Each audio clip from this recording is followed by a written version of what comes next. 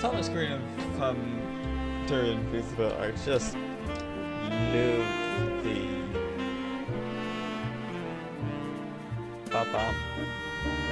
sax.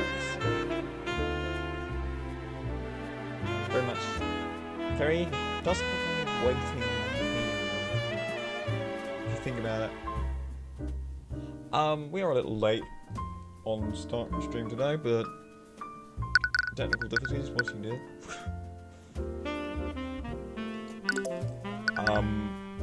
So I'm just gonna go and try and get right into it. This time I actually do have my drinks with me, so my voice will not be dead by the end of this. Hopefully, fingers crossed. Something from episode 2. Let me go, Wallace. Oh.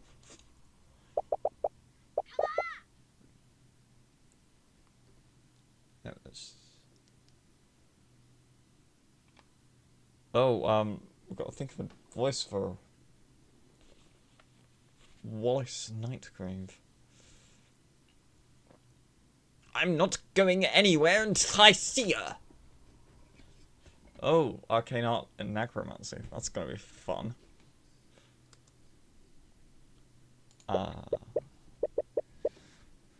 I'm sorry, Wallace, but she's already passed.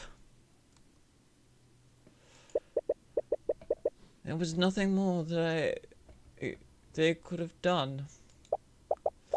How? The Academy teaches the best mages in the kingdom. Are you telling me that they couldn't have do anything? Her condition was much worse than we thought. The kingdom's magic isn't advanced enough to treat something like this. Lucio, steel wind can rain meteors from the sky.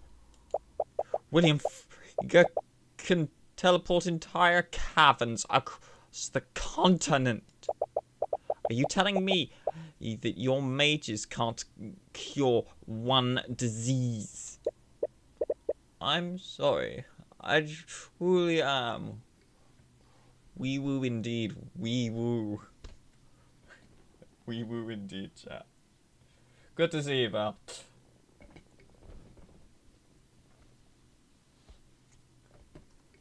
We're doing, what's it? Tyrion Cuthbert, Attorney of the Arcane. I'm long name.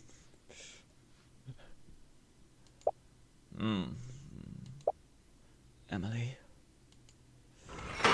Episode 2, The Walking Dead. Not to be confused with The Walking Dead TV show or comic book. I think it started as a comic book. That's as far as my knowledge gets. I'm sorry, Celeste, but there's no way out of this. Celeste's attention is sharply focused on the chessboard between you two. You can see her eyes quickly dart from piece to piece. Just give me a second, I can still win this. Celeste, there's no way for you to avoid checkmate next time. Let me checkmate. Just surrender. I think the word is concede. Or is it resign? She ignores and continues tearing at the pieces. There! What about that? Checkmate. Damn it! Would you two keep it down? We are in a library. Miss Timora glances at the chessboard. I hope you didn't spend the entire morning playing around. I've been working hard, Ruby. I've already learned 2 new spell formulas since we got here. 2. I don't know how hard magic is to learn, but 2 does not sound like a impressive number. Well, at least there's that. What about you, Cuthbert? Well, your flustered stammering tells her exactly how much progress you've made.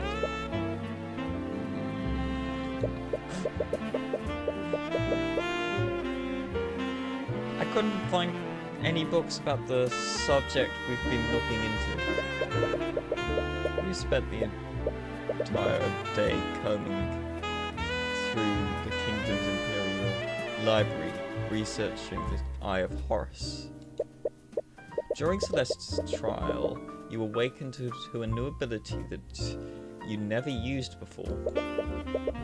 Up until then, you thought the eye could only see surface-level thoughts.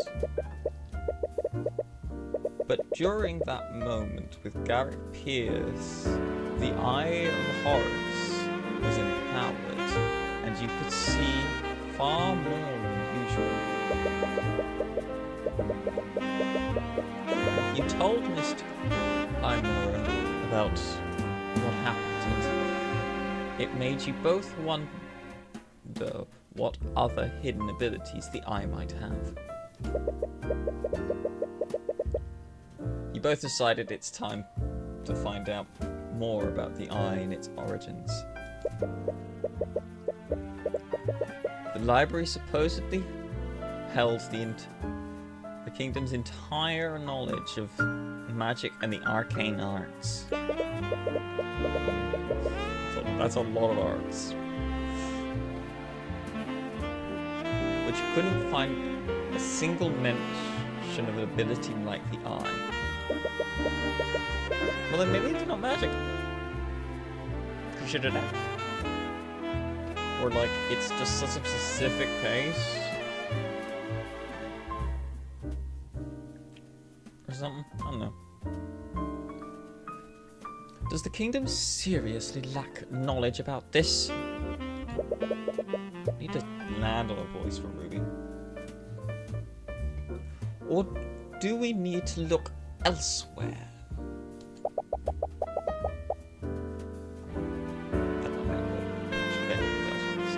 Oh, she's a bodyguard now.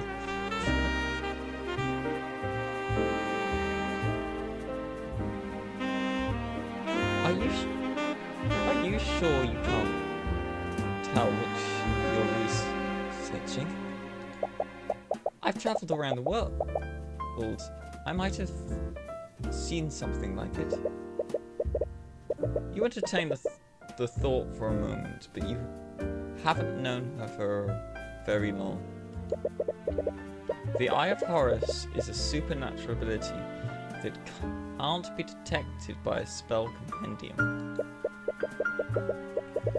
You've always been wary about what the kingdom might do if they ever found out about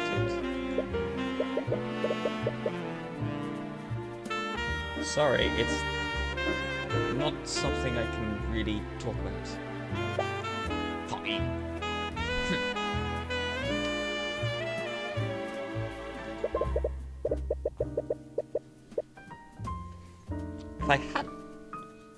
If I had to guess, I would say that they are looking into supernatural phenomena.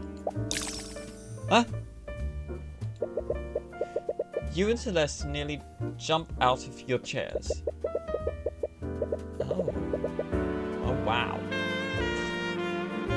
It's like the girl from The Ring, but like alive. You look over to where the voice came from. She appears to be a student at the academy. How long was she there? You didn't notice her presence at all. You also feel like she feels oddly familiar.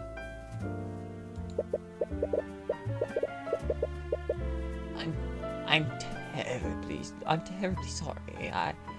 If I startled you, but I couldn't help but overhear your conversation. As the girl approaches your table, you see another student frantically running after her. Eris, you can't just... I'm so sorry. Oh, it's fine, Wallace. I'm sorry, but who are you two? Sorry, that was incredibly rude of me. My name is Eris Ilmater.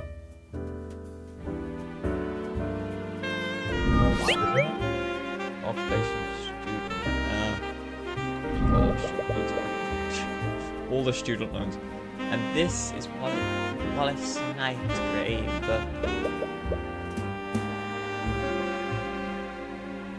We're both students. Hi.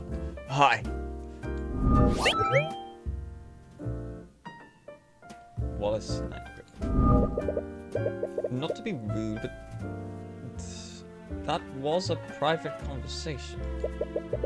Just how much did you hear? I wonder.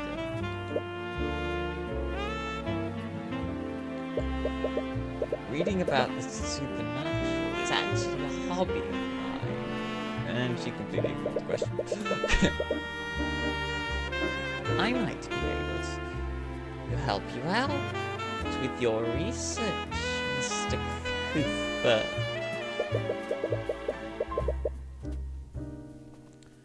And what makes you so sure that that is what we were researching? Mr. Cuthbert has a bad habit of muttering to himself when he thinks. I assumed that his research had something to do with the supernatural.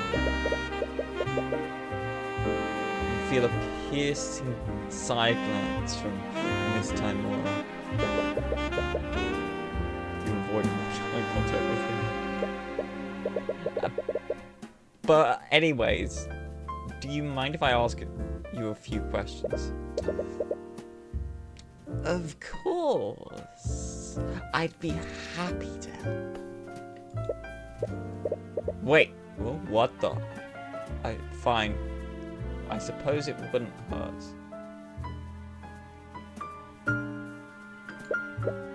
Just remember to show some discretion, Tyrion. Right.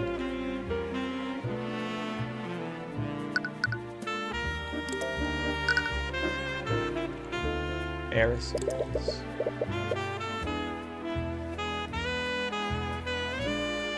So you two are students at the Imperial Academy? Yes, I'm currently studying illusion magic. Illusions? That's the kind of magic that lets you turn invisible, right? Technically, yes, but few mages ever reach a high enough level for that.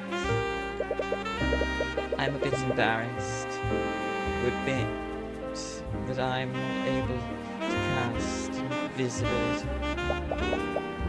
That's still pretty cool. What about you, Wallace?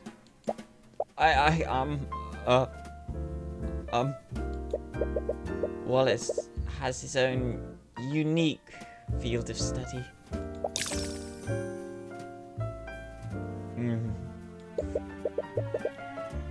It's probably not your place to fry. Tyrion Celeste. Everyone is talking about you. Really? It's rare for the school to let any outsiders in. That makes sense. This library isn't exactly open to the public. You were only able to get access to it because of Miss Timora's connections. We only ever get occasional visits from the noble houses.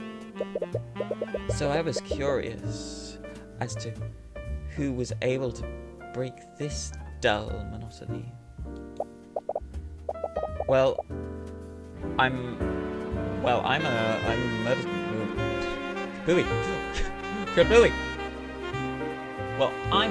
a mercenary, but now I work as Tyrion's bodyguard. Mercenary.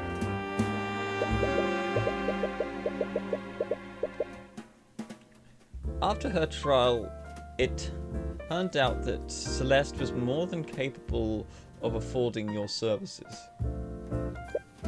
However, Miss Timora still proposed a different arrangement. After indicting Garrick Pierce, you painted a large target on your back. With Celeste being a mercenary, Miss Timora decided to hire her as your bodyguard. She figured you would feel more comfortable around someone you were already friends with. Anyways, I'm a defense attorney. A defense attorney?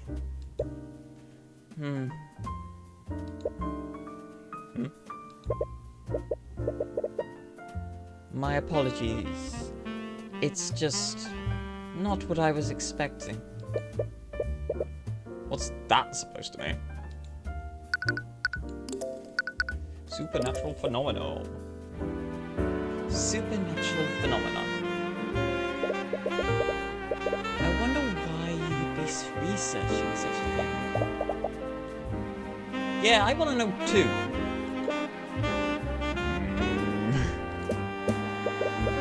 I'm sorry, but I can't really say. Regardless, there are many spells in this world. Oh. Wrong word. So why are you so convinced that this phenomenon wasn't produced by a spell? What we're looking into doesn't seem to follow the classic rules of magic. Oh? How so? Please tell me.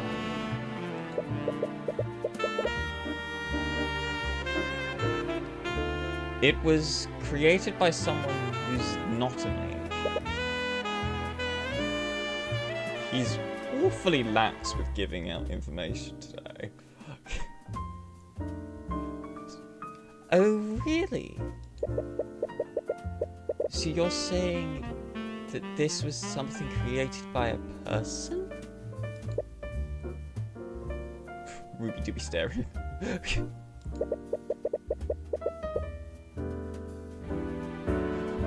Ruby is not pleased.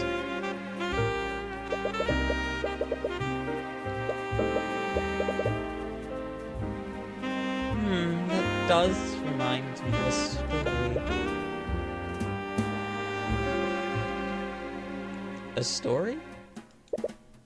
Mr. Cuthbert, do you know the legend of how the kingdom of Wyvern was created? You mean the story about the ancient dragons? The ancient what? The ancient dragons, sure. Like, everyone knows about the ancient dragons. Does Wyvern have a story about ancient dragons? It's only one ancient dragon. The Church of Bahamut refers to him as the Sacred Lord. Oh, the Sacred Lord. The Scaled Lord, not the Sacred Lord. I'm sure you've even heard people mention him before. Legends say that the first mages were created centuries ago by him. At that time, our kingdom was caught in the middle of a brutal war.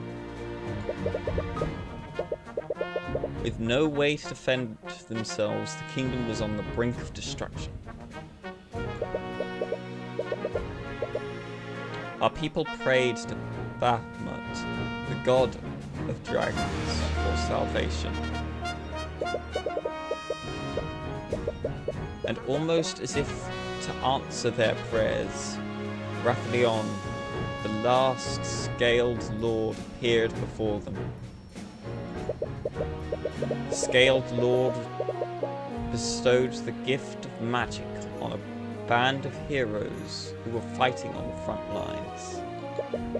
With their magic, these heroes utterly overtook the kingdom's enemies and single-handedly won the war. But how much truth there is to that story? It's said these heroes went on to form the noble houses of today. Humph. What a load of nonsense. That story is nothing but a religious propaganda to prop up the noble houses. Regardless, the significance of this legend is in the scaled lord himself. Do you mean Rathleon? Rathleon bestowed the power to become a mage on several individuals. And to this day, that power can only be passed down genetically. Can you think of an arcane spell that can produce something like that? No, I suppose not.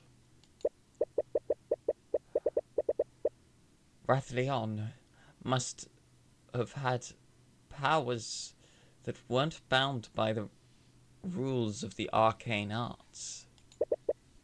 In other words, he could create supernatural phenomena without following the rules of magic.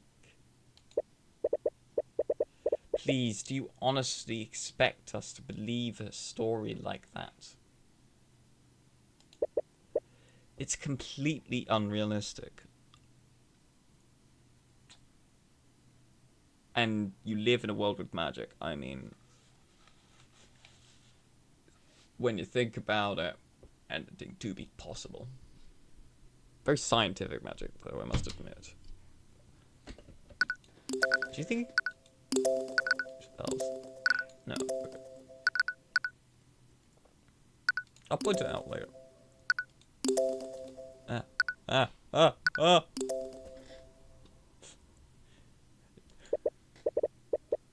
As unrealistic as a non-mage using supernatural powers? She has a point. It's a far-fetched theory, but it's honestly the closest thing you have to a lead right now. Of course it would be you making all this noise. Oh, okay. That was completely wrong. Of course it would be you making all this noise. Suddenly a woman who appears to be an instructor approaches you. She looks upon each of you with an equal amount of disdain. Professor Bellwether. Name Catherine Bellwether. Occupation Professor. That is Professor Beth Bellwether to you. I think that's exactly what he said.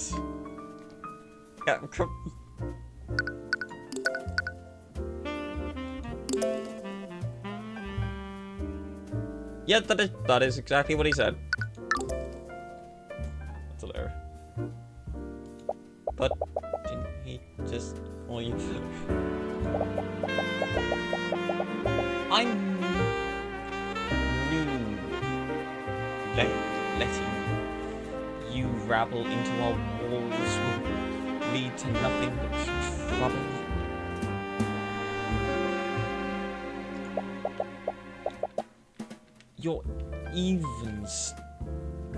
You've even started associating with our malcontents.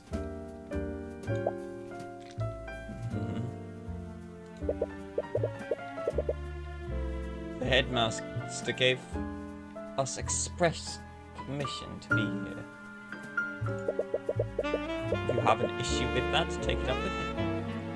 Hell yeah, go read him. I'll have you know that I was on my way to do just that.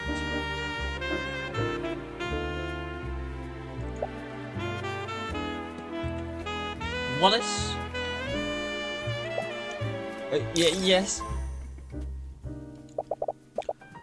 How am I supposed to understand you when you're stuttering? Yes, Professor Belwer. Straighten out your uniform and fix that awful hair. You look like a street urchin. But I suppose it's unreasonable to expect anything more.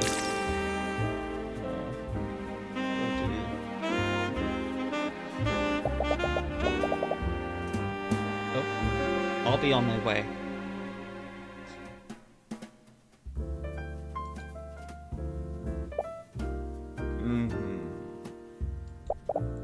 What a bitch. Celeste! Oh, come on, we were all thinking it. Anyways, with that out of the way, shall we begin? Well, Eris is up to something. I don't know what they're doing with all that illusion magic. The screen keeps glitching every time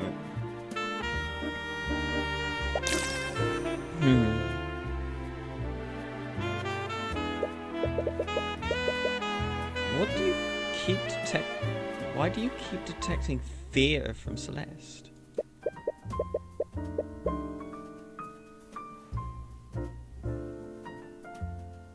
Wallace, you finished this week's assignment, haven't you?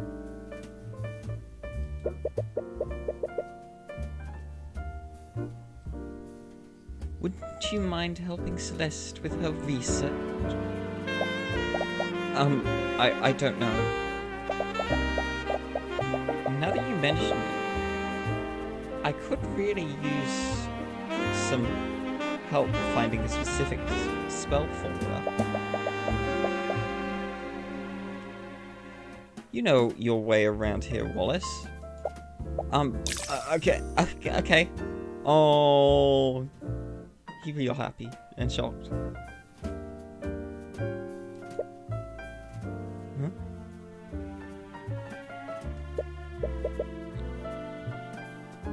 Don't worry, Miss Timora. I'll be more careful from now on. Please do. I still have some business to take care of here, so I'll leave you all to it. You spend the next few hours searching through library books with Eris.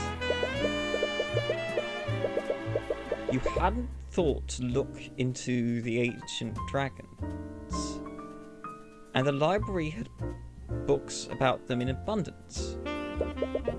There was one problem, though. There are a lot of myths and stories about the ancient dragons. It's pretty difficult to tell fact from fiction with these accounts.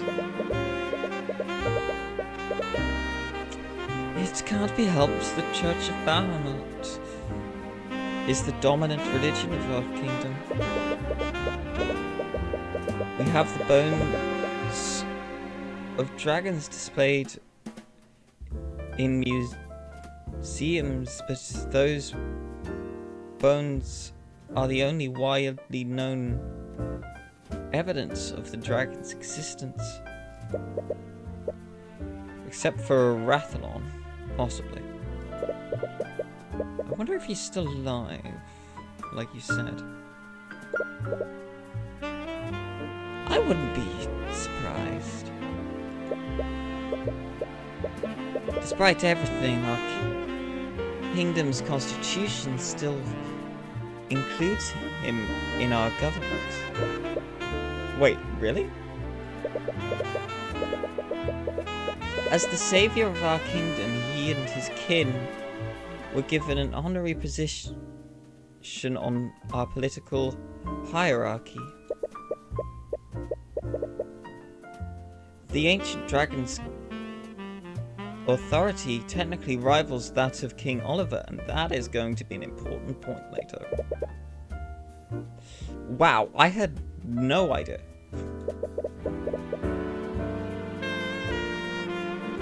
But how have I never heard of this before? To be honest, that law is just to revere him and appease the church. And it's quite... Well, Rathalon couldn't possibly be any worse than a nobility. Ah! You're so stuck in your thoughts that you accidentally bump into a bookshelf.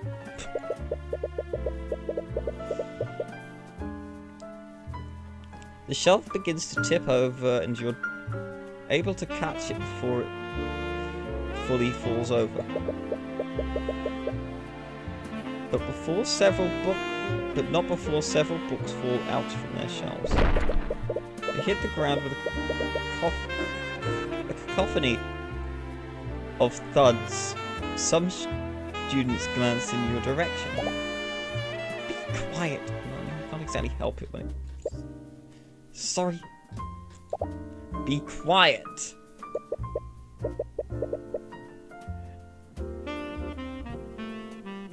Eris begins giggling. She seems amused by what's happening. Hey, are you okay? I heard a loud... Whoa! Celeste stares at the pile of fallen books. What did you do? Forget that, just help me clean this up. There is no need for that. Constructor, I require assistance. Acknowledged. What the... Upon Eris's command, one of the nearby suits of armor suddenly springs to life and begins walking towards you. The voice coming out of it sounds human, but it lacks emotion. Why does it sound familiar? Wait, did you do that, Eris? Yes, this is an arcane construct. It's a suit of armor that's animated using artificery. They're designed to carry out various tasks for the students. Arcane construct. Ooh. Big old, like, wall of text. You need a paragraph, man.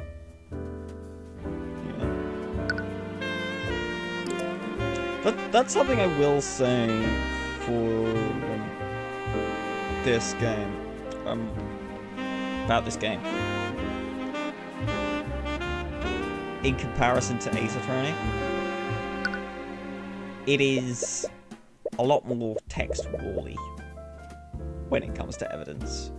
Like, a lot of Ace Attorney evidence can be summed up in relatively distinct stuff, but with this you have to really kind of look through the nitty-gritty.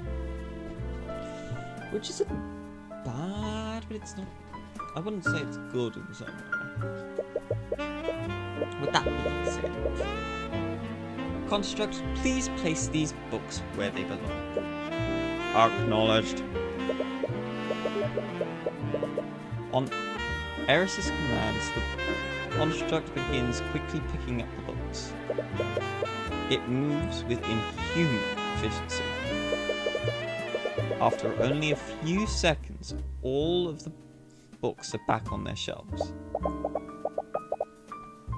Wow, so they do whatever you tell them to do? Well, there are some limits to. Construct, tell me that I am the fairest maiden you've ever seen. Command rejected. Oh, what?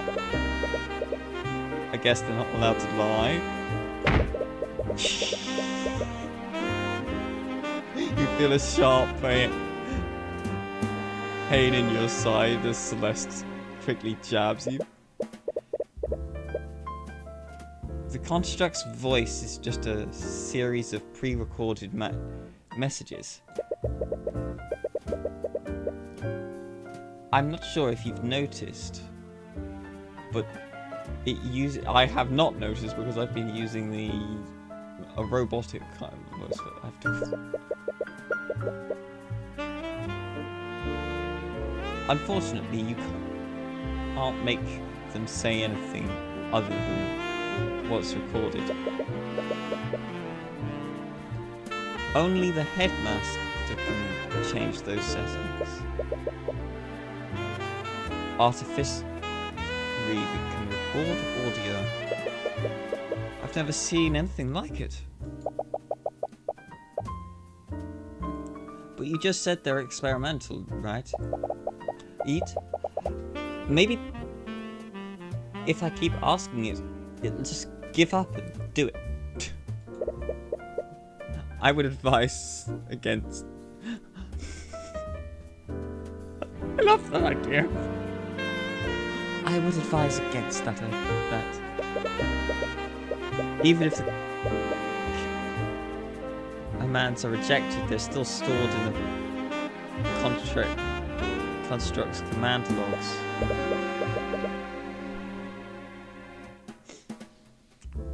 Ooh, that's an interesting thing to know. Anyways, we should probably get back to work. Fine.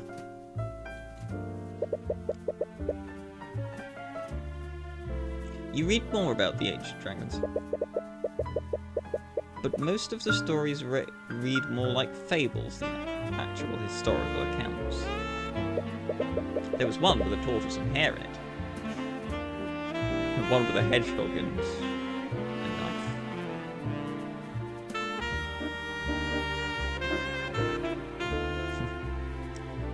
What would Edward be like? I don't know. I don't feel like I'm making any progress. Suddenly you hear a dangerous low-pitched sound blare across the room. Sounds like a high-pitched horn, but with its volumes turned up to unnatural levels. What? Celeste? Do you hear that? Ugh, how can I not? What is that? You didn't touch anything. You weren't supposed to, right? Well, of course not. It finally stopped. Eris, wasn't that the lockdown system? Yes, I believe so. Lockdown system? The academy is outfitted with a large artificery system. In a state of emergency, it will erect magical barriers throughout the building. State of emergency? Should we be worried? Don't worry. The lockdown is designed to keep everyone safe. We're safe as long as the barriers are up. But Miss Timora, she said she was going to do something on campus.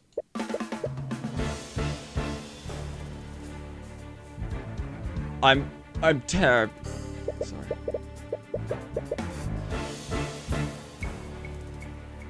You suddenly hear a disembodied voice through the library.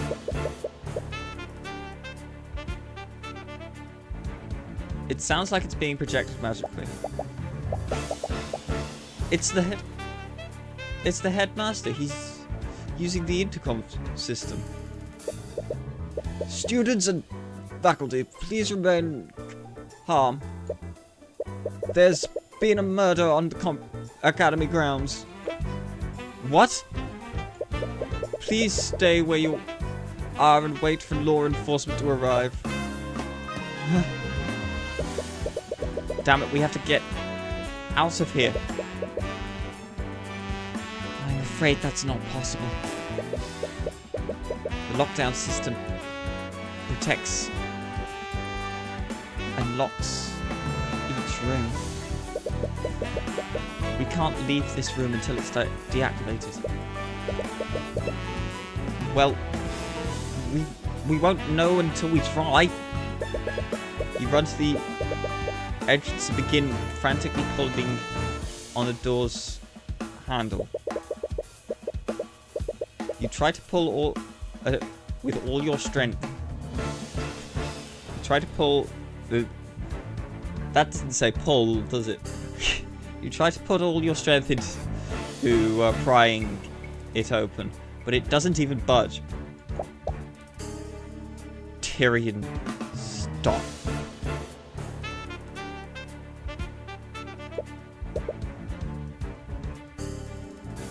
But Miss Timora. Whoa, Celeste? Ankister, Celeste. I know you're worried, but that you're worried about her, but there's already been a murder. We don't know where the attacker is or if they're still armed. The best thing we can do right now is stay here and wait. She's right. Damn it!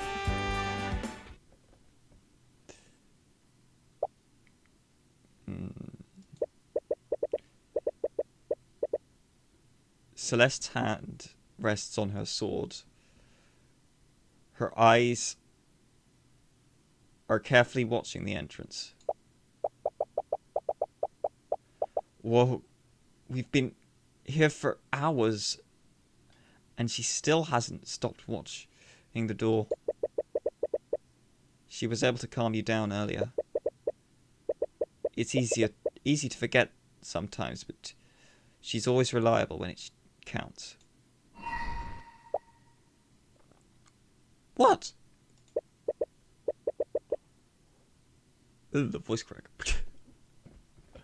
Students and faculty, thank you for your patience. Law enforcement has secured the building. The lockdown has been lifted. Please remain in the building until... The headmaster's barely finished with his message before you're out the door. Tyrion! Hey, don't go off on your own. You desperately run through the academy hallways. No. Miss Timora. Miss Timora, where are you? You have no idea where you're even going anymore. You can fear and anxiety rise with every passing moment. Where is she? Cuthbert! What's wrong? Why are you shouting? Miss Timora? Calm down. You're hyperventilating. I heard there was a murder and I've been looking all over for you. And you were worried about me? I just... You hug Miss Timora as you're overcome with emotion. She's usually not receptive to affection, but you don't care. You're just relieved that she's safe. Tyrion, there you are. And you're crying. Sorry, I didn't mean to worry you so much. We heard the announcement. Do you know what happened to Ruby?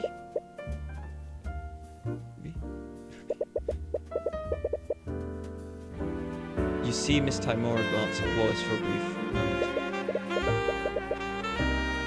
For now, I think we should head to the foyer.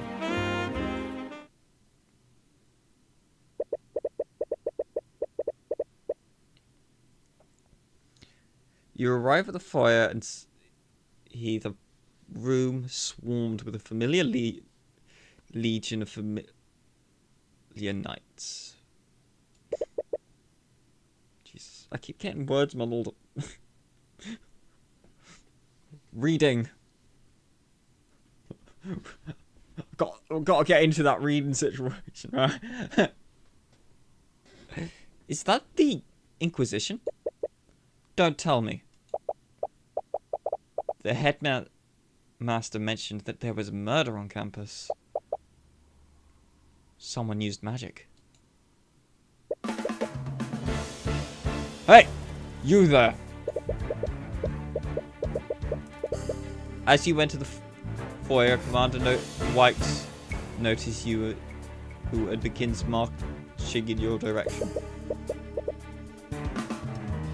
His attention isn't focused on you. Huh? Are you Wallace Nightgrove? Yes, but... By the authority of the Wyvern Guard Crown, I'm placing you under arrest. Hey, what are you doing? You three! What the hell are you doing here? You said he was under arrest. On what charges? This kid is charged with the murder of Catherine Bellwether. What? Wasn't that the professor you met in the library earlier? Like hell you're arresting him. He was with us in the library for the entire morning. There's no way he could have murdered her. Move aside, Celeste.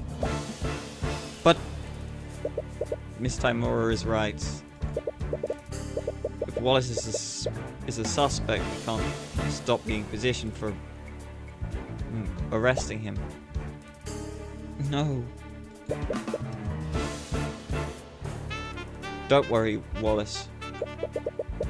We'll get to the bottom of what happened to you.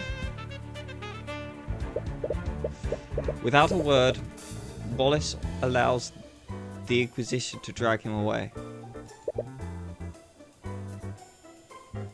My apologies.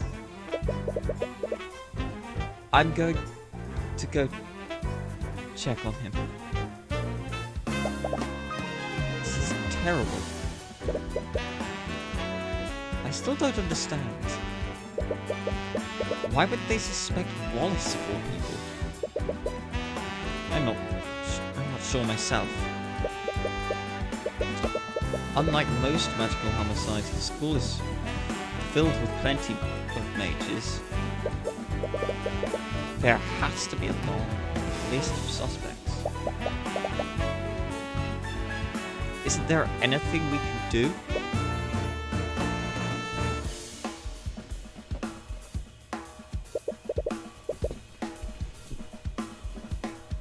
I'm going to go investigate what happened.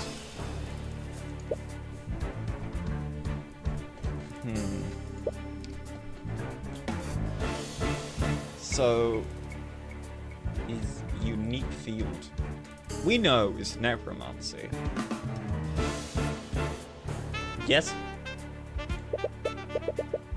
He hasn't accepted you as his attorney yet. You don't even know if you'll be working this case. But I know that he's innocent.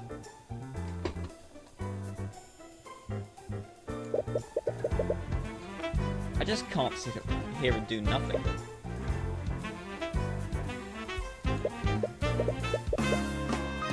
Well, I clearly can't stop you. But please remember that being an attorney is your job, it's not charity work. Don't come crying to me if you run out of gold. Right.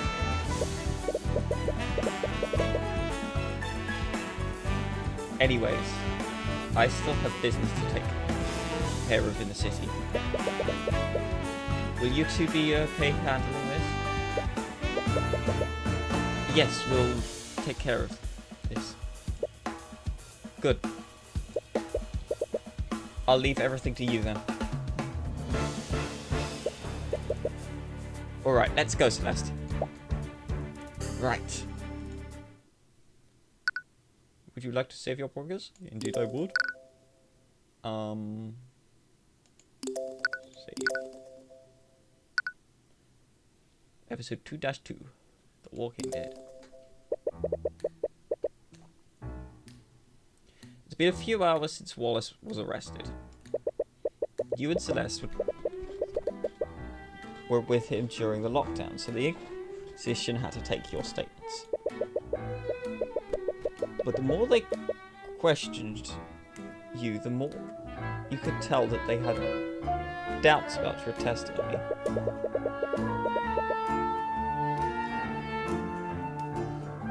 You will need to do more if you want to establish an alibi for Wallace.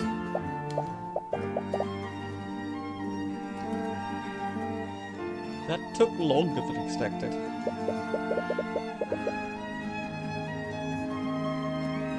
We've already lost a lot of time talking to the Inquisition.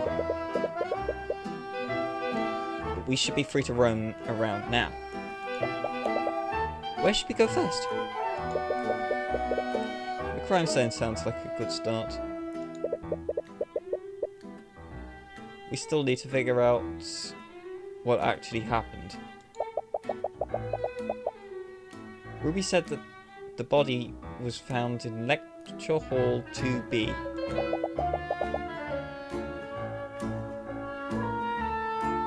It's in the west wing of the school.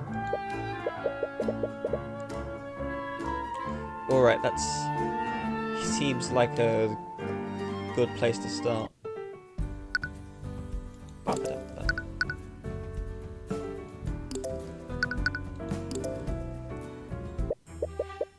Noit. Hey, stop right there.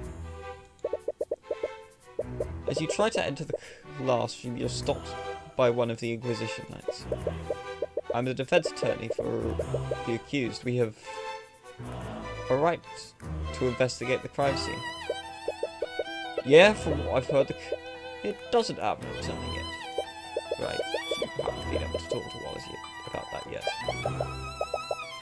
It's quite alright. Let them in. Lady Steelwood!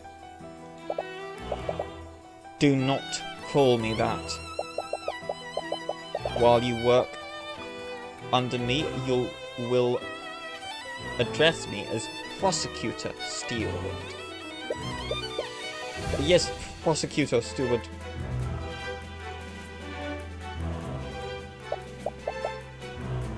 Ugh, what's that smell? As you enter the classroom, you find yourself inhaling a sour, rancid odor.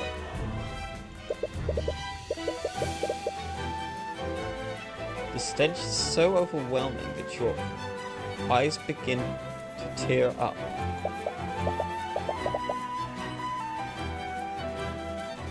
Don't worry, you eventually get used to the smell. What are you even doing here, Steelwind? I'm here to coordinate the investigation. After all, I am bet lost. You look around and there isn't a single Inquisition knight in the room. Isn't that the Inquisition's job?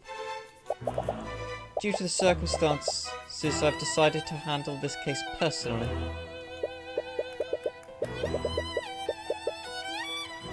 Well, since we've got you here, could we ask you some questions about what happened? Could I assume that you're planning to defend this case? That would make you my opponent. What do I have to gain from helping you? Right. However, I would be willing to answer your questions, but only if you answer some of mine as well. Oh, okay. What could she possibly want to ask you? Questions for us. Miss McCoy, it's my understanding that you were adopted. Would you happen to know who your birth parents are? Hey, isn't that a bit too personal of a question? You agreed to answer my questions, didn't you? But I didn't think that you meant... It's fine, Tyrion.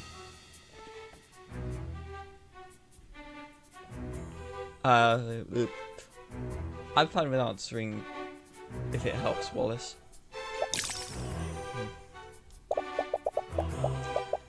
I don't know who my birth parents are. I've never tried looking for them.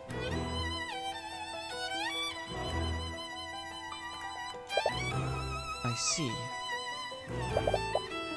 If I recall correctly, your spell compendium only contained one spell. Considering your upbringing, how did you learn Mage Blade in the first place?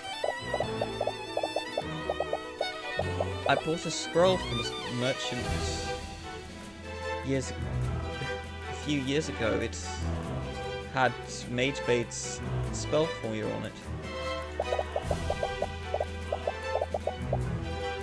But I know more than one now. I actually just learnt a few new spells today. I'm sorry, spells is in plural? How long did it take you to learn these spells? A few hours, I think.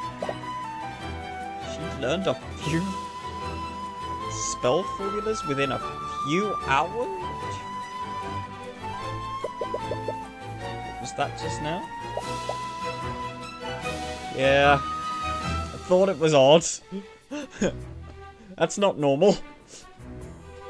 I see. Well, I think that's all I need to ask for now. Could she be a daughter of a king? Okay. She's sharing she's sharing information about the investigation for that. Why is she so interested in Celeste all of a sudden? Rancid smell. I can't take it anymore. That smell is driving me crazy. What is that? From what I understand, there was a bit of an accident a few days ago. It happened during one of the classes that the headmaster was teaching. He misread the instructions for an alchemy experiment, and as a result, he accidentally produced this rancid-smelling vapor. Vapor, it's not poisonous, is it? Of course not. I wouldn't be standing here if it were. It's just extremely unpleasant to the senses. Foul classroom smell.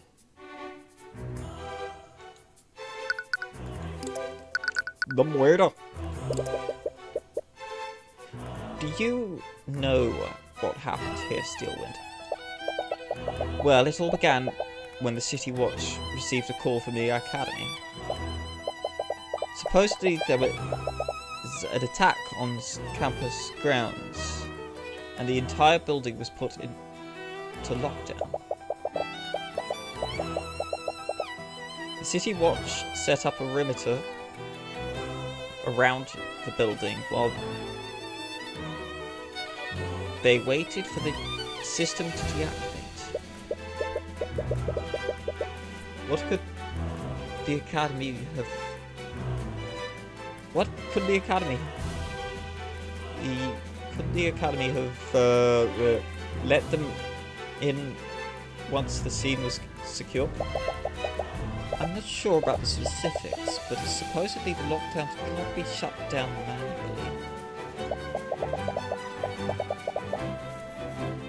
You'll have to ask one of the Academy's admins if you want to know more.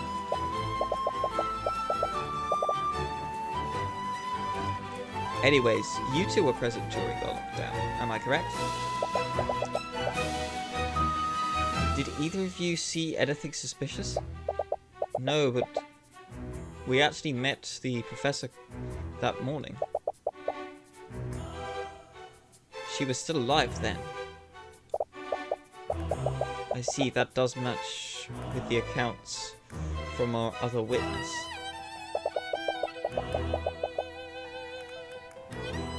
Do you have any idea where she went after she left the library? The headmaster gave us express permission to be here. If you have any issue with that, then you can take it up with him. I'll have you know that I was on my way to do just that. She said that she was going to meet with the headmaster. He also mentioned that when I questioned him. So I'm stuck with back. She attended the meeting as planned.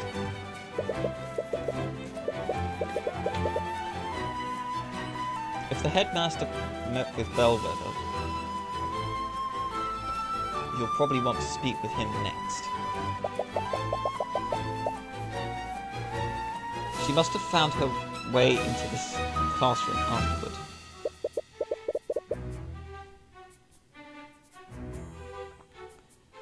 Would you happen to have a map of the Academy? I do. I have extra copies if you'd like.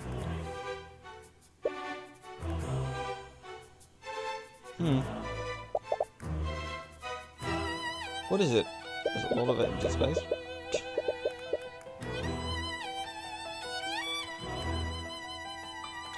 This to me just does not scream well-used space. There's only one direct path from the headmaster's office to this lecture hall. But I wonder if she took any detours.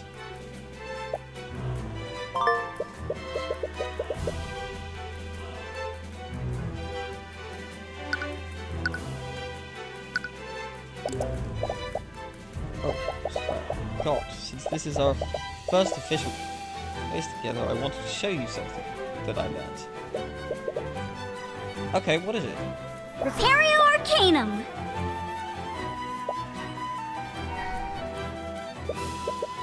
What was that? That is the incantation for detect magic spell. Detect magic? Wait, does that mean... Yep, we can see magical traces while we're examining the crime scene now. Detect magic. Yeah. Ooh. Mr. Violin Man. The lore! That's what this is. Inventor of the arcane engine.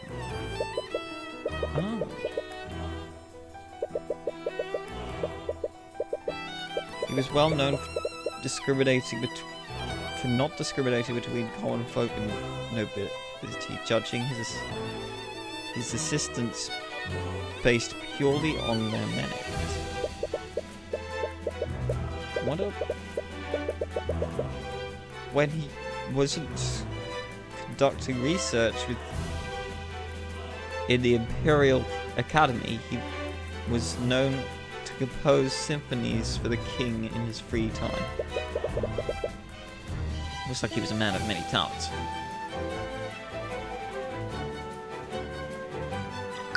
Repario Arcanum!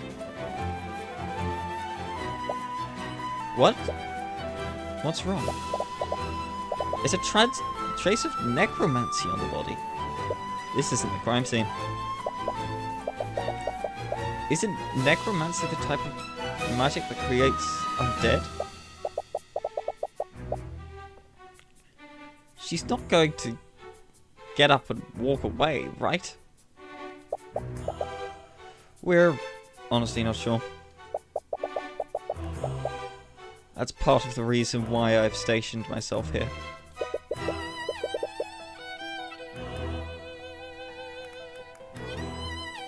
But what does that have to do with Wallace? Oh, please tell me we're going to get a, testimony from the victim.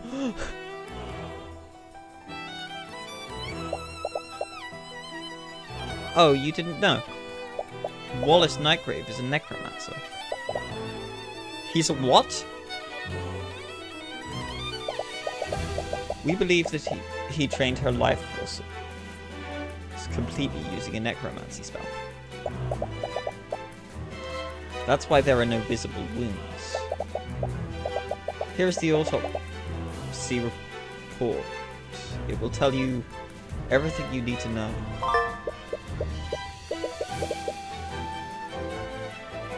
Shows traces of necromancy and illusion magic.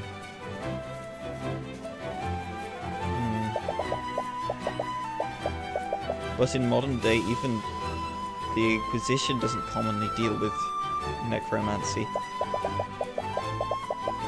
They're all on edge about what other spells he might have used. So I'm here to make sure that nothing unholy happens to the body. You can't believe it, you've heard stories of necromancers before. But why would Wallace be studying something like that? But even if Wallace is a necromancer, aren't there plenty of other mages who can cast necromancy spells? This is an academy for mages after all. No, there are no laws against it, but the knowledge required to learn necromancy is heavily controlled. No one in their right mind would dare to teach necromancy beyond basic healing magic. Frankly, I'm surprised even one student at this school was allowed to learn it. I can see why. Because of this specific piece of evidence, we know that he's the murderer. Still too convenient.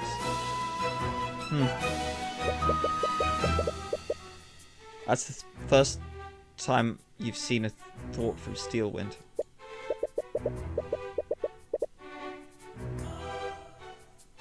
Normally, you can only see thoughts from people who are stressed or excited. You doubt that Steelwind is excited, so what? So is something causing her to be stressed? Is there something you're not telling us, Steelwind? Because something tells me this case isn't as straightforward as you claim it is. If you truly believe that, then why don't you prove it? The eye can't see any more than thoughts from her. She must be subconsciously guarding her mind now. But she's clearly hiding something.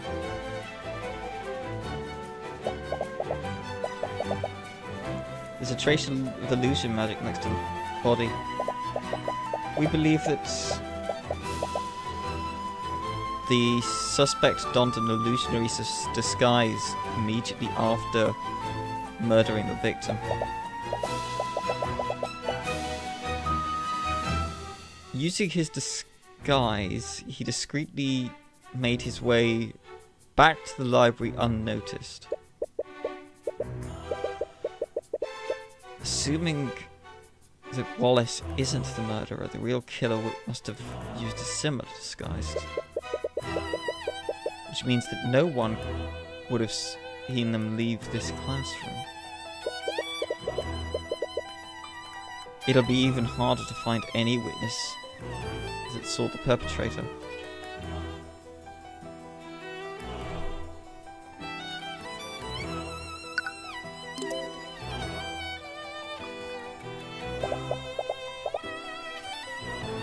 I can't believe that the professor is dead. We just saw her this morning. There's a chalk outline around where her body was. It appears that most of the blood came from her abdomen. Abdomen. Is that where the fatal wound was?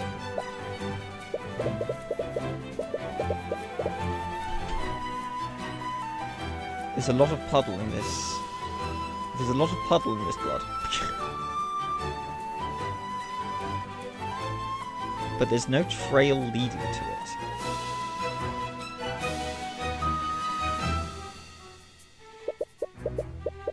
And there aren't any magical traces anywhere else in the room. I doubt the murderer used just magic to clean it.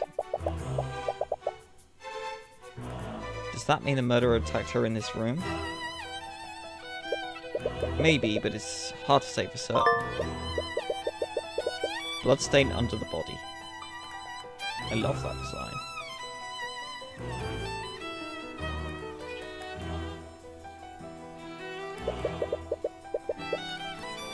This must be where the students sit during lectures. Ugh, I can't imagine sitting in one place for all that day. Have you never attended a school before? No. We never had a proper school in Cornhaven. I mainly got my education from books that my parents bought from traveling merchants. What about you? I used to attend a public school in my hometown. But after Miss Timora adopted me, she's handled my education personally.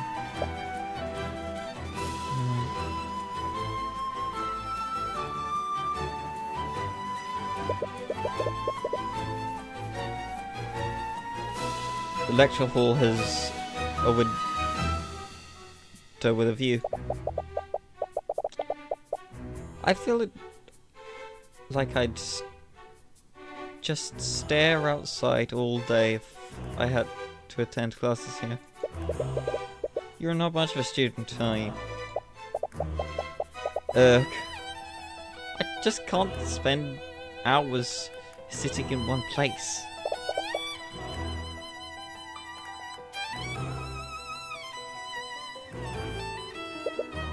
She was pretty antsy while he was studying in the library earlier. Have you learned so many How have you learned so many spells if you're so distracted? I don't know, I just learned the spell formula and cast stuff. I see. Is that not normal?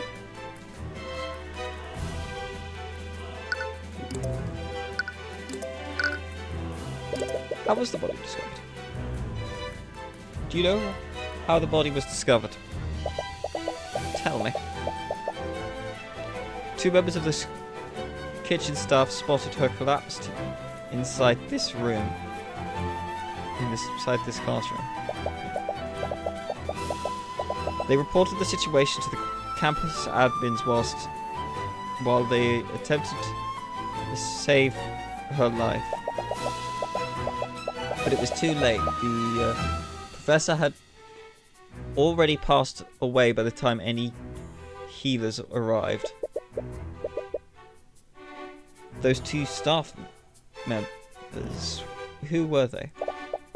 I believe their names was Valentina and Valerie Iannis. They're apparently sisters. Orem was the one who collected their statements. Did he notice anything off about their behavior? From what he said, they had a few quirks, but nothing too suspicious. Quirks? He told me that they were running and spinning around him during questioning. What does that mean? I have no idea. Perhaps they were still on edge after finding their co-worker murdered. You'll definitely want to speak with those staff members.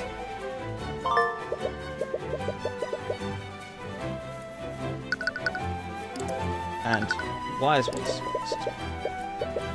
We've already told the Inquisition that Wallace was with us the entire time.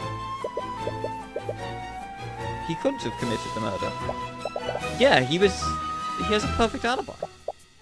Strong maybe, but his alibi is far from perfect.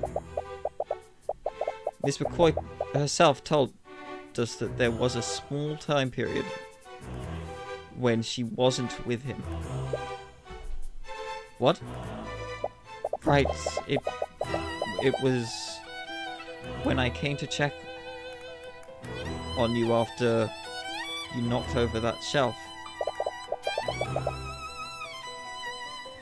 I got a little lost on my way back to Wallace. But we only lost each other for a few minutes. That may be, but unless his alibi is airtight, that the evidence in this room proves that it was him. What do you mean? It will be easier to explain once you examine it yourself.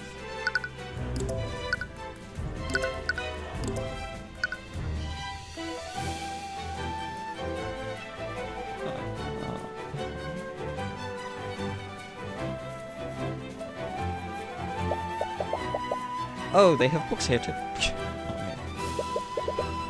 They appear to be textbooks about alchemy. Oh, lame.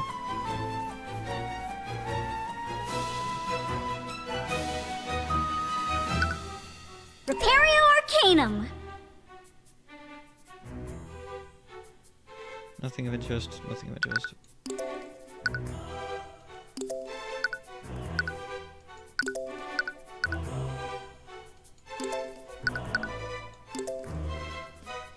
Headmaster's office.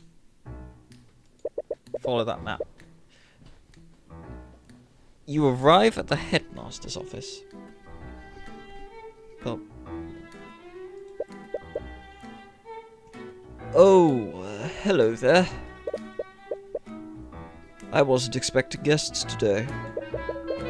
Sorry for coming unannounced. You must be... My name is Theodore Redmond. I'm the headmaster of Wyvern Imperial Academy. Headmaster Theodore Redmond.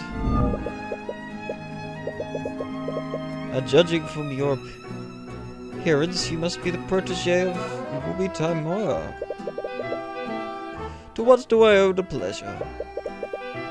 They must be here to investigate the murder. Wait, Eris?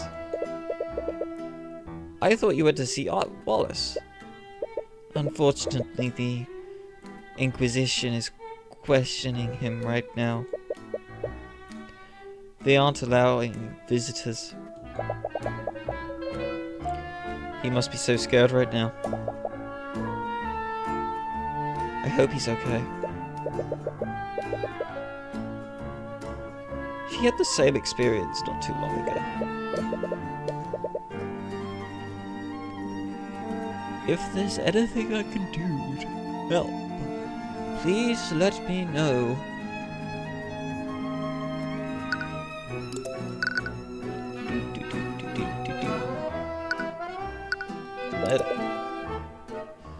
This is terrible.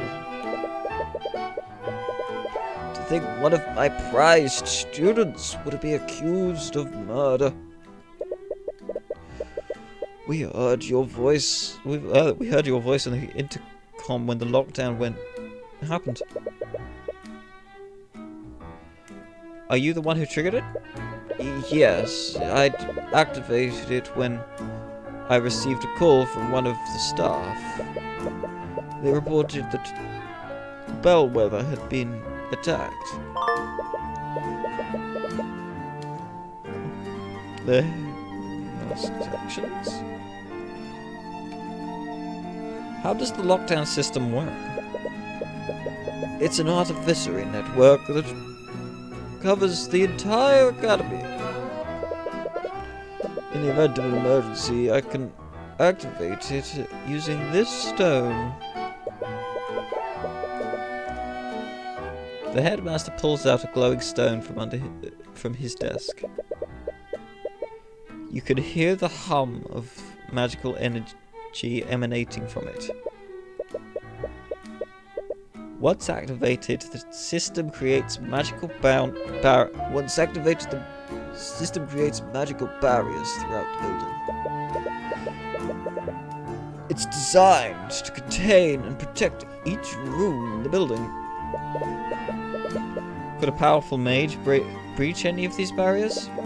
I doubt it. The barriers can withstand a great amount of force. They even block mages from teleporting through them. Okay. And once activated, even I can't turn it off for an hour. So it has to be activated for an hour.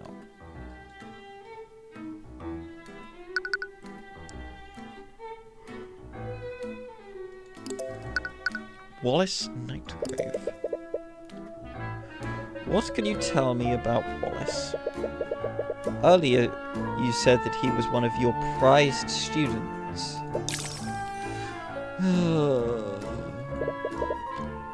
I just need to understand. Why did the prosecutor say that he was a necromancer? Because technically he is one. What? But why would he study something like that?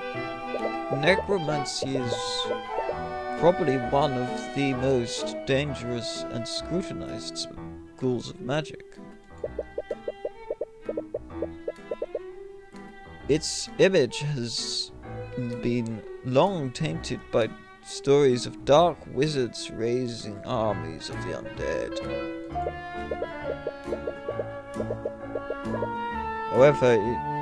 However, it doesn't just control the forces of the dead, it also controls the forces of life. Forces of life? The truth is that healing magic is also classified as necromancy. Most healers don't care to admit it because of the stigma it has. But that's why Wallace is studying it. He wants to become a doctor. But there are plenty of mages who know healing magic. Why is Wallace being singled out? For years, he's been studying necromancy beyond basic healing magic. He believes that high-level necromancy could revolutionize modern medicine. Unfortunately, many among the faculty don't see it that way.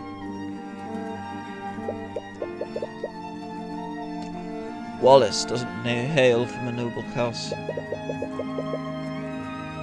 He's a mage that was born among the common folk. He's like me. Many of the faculty fear that he'll use his knowledge to raise armies of undead, just like the necromancers of old. The Imperial Academy isn't even permitted to teach its students beyond basic healing magic. Then why did you allow him to study it? After everything that has happened to him, I made an exception. Everything that has happened to him? I'm not at liberty to say more.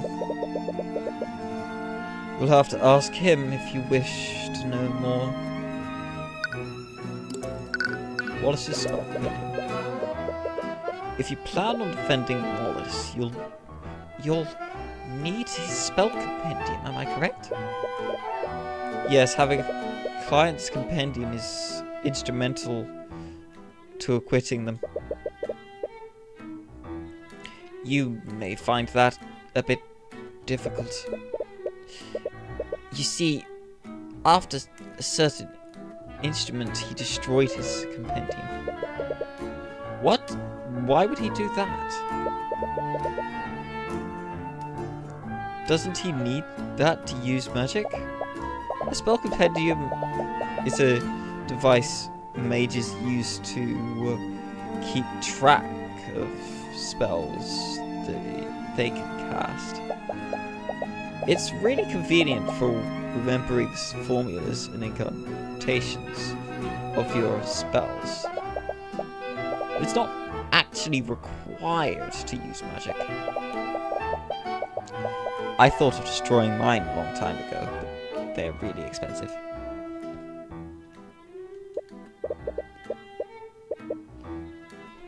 Luckily, I have an unattuned spell compendium right here. I'd be happy to give it to you if it helps Wallace. Oh, thanks.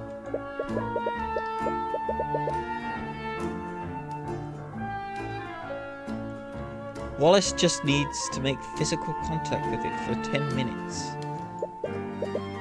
After that, the compendium will attune to his magic. Just to make sure you don't let another mage like Celeste hold it. Once it attunes to a mage, no one else can use it. Unattuned spell compendium.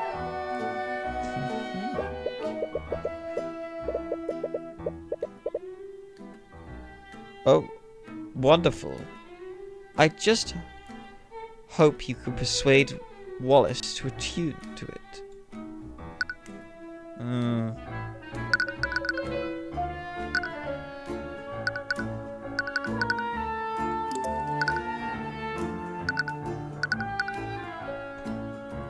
Imperial Academy kitchen.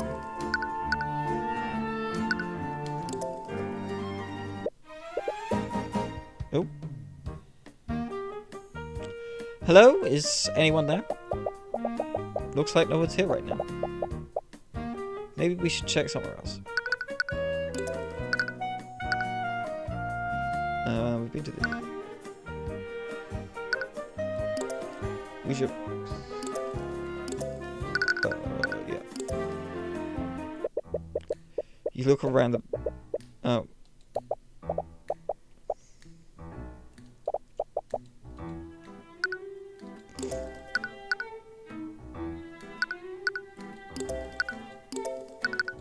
Foyer, maybe? Da, da, da. Dun, dun, dun, dun, dun, dun.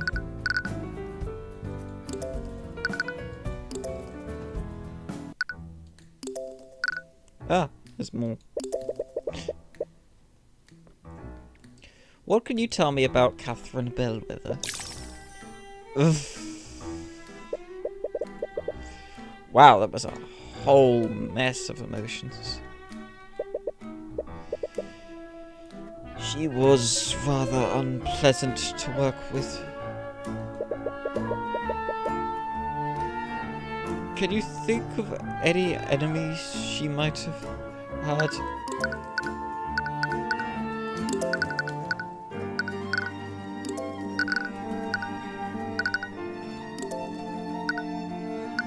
She's only 34.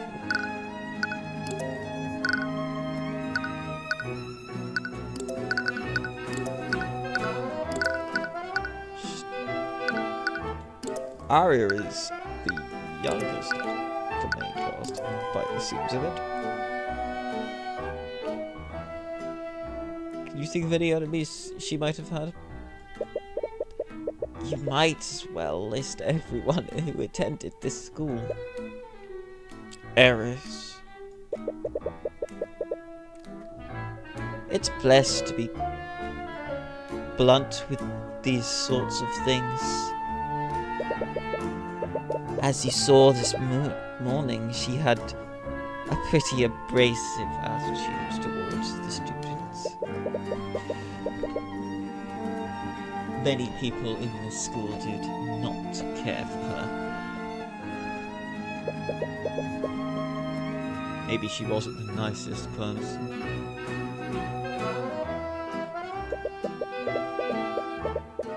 But would that really motivate someone to murder her? She'd often target and harass students, especially those who were from the common folk. She even made a habit of expelling those students for minor infractions. For commoners, magic could be a ticket out of poverty. I can't imagine how it would feel to have that opportunity unfairly taken from you. She put so much pressure on those students. Probably what they just can't believe. Some of them even left the academy of their own volition. They couldn't handle her constant verbal abuse. Even then, would that really be enough motive to commit murder? The human psyche is a fragile thing. It's astounding that what someone might do when pushed far enough.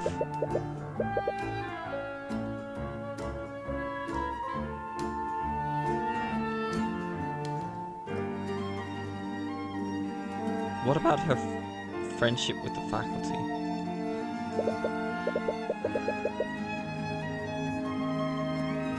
In some cases, it was worse. In some cases, it was worse than it was with the students. she'd often treat the staff like her personal servants. I've received many complaints from them about her behavior.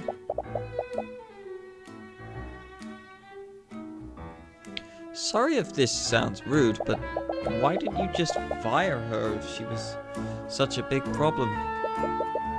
She used her position to curry favor with the noble houses over the years. As you can imagine, the Academy's board is controlled by nobility.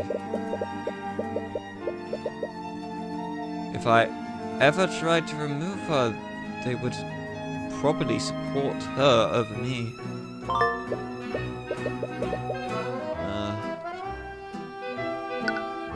That ain't good.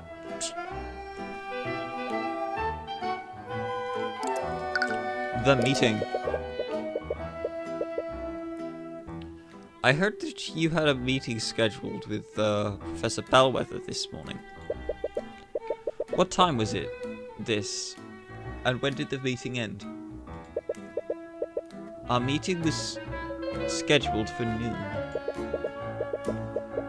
She arrived on time, and our meeting lasted until 1 p.m.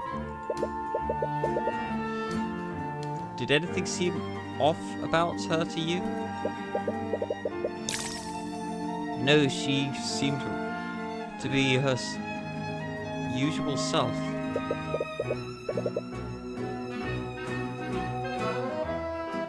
Did I detect a trace of fear, or is it nervousness? If you don't mind me asking, what was the purpose of your meeting? We met to discuss routine administrative matters. Despite our personal agreements, we knew to stay civil when discussing professional affairs. To be perfectly honest, it did always feel like I was treading on eggshells when speaking with her. But you were her superior, weren't you? Did she respect your authority? We had many arguments about how I was managing the academy, and she was very vocal about her distaste for the common folk students. She was difficult, to say the least.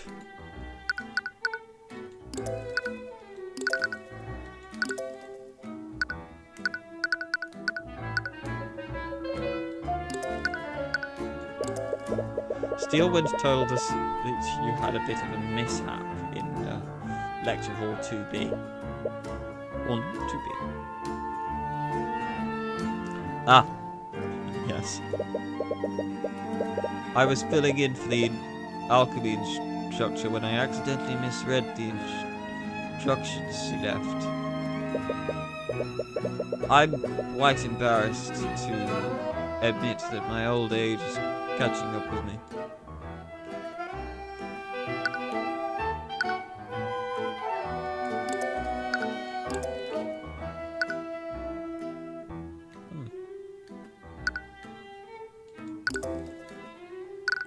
Here, look at my attorney's runestone.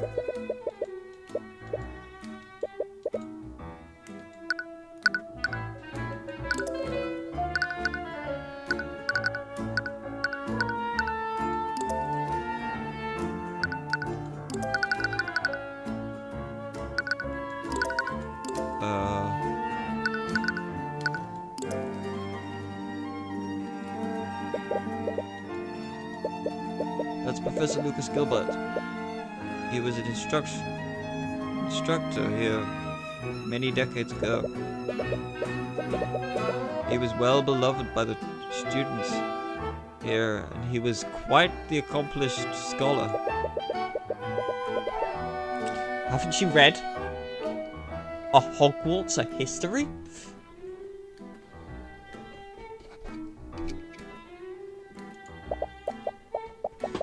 Study magic without actually being able to use it?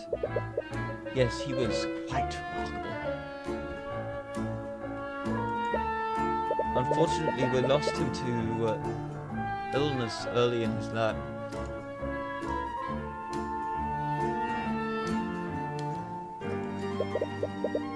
Small type of guest. Is that wine? No, actually, it's just apple juice. Most of my guests are students, after all. Repario Arcanum.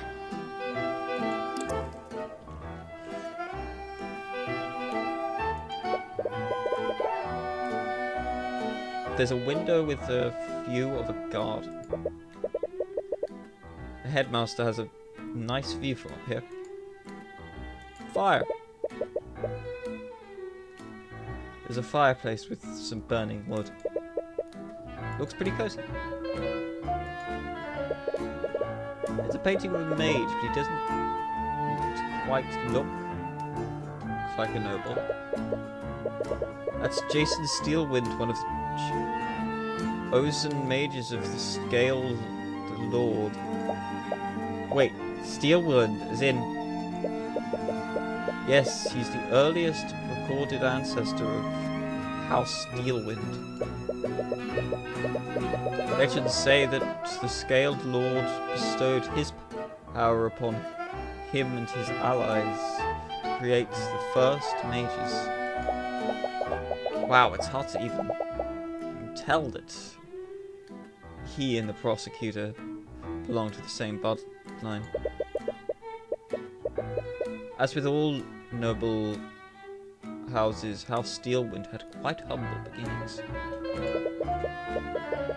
If only they'd remember where they'd come from.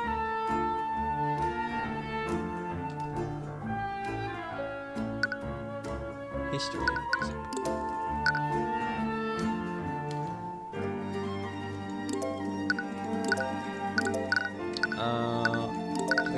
To the kitchen.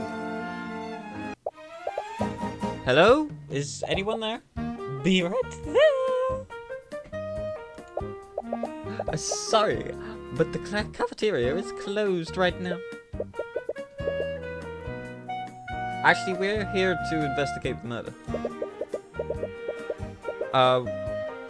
We heard that two members of the kitchen staff discovered the body. Oh, that would be me? I'm Valentina Ianus. Valentina Ianus, kitchen staff.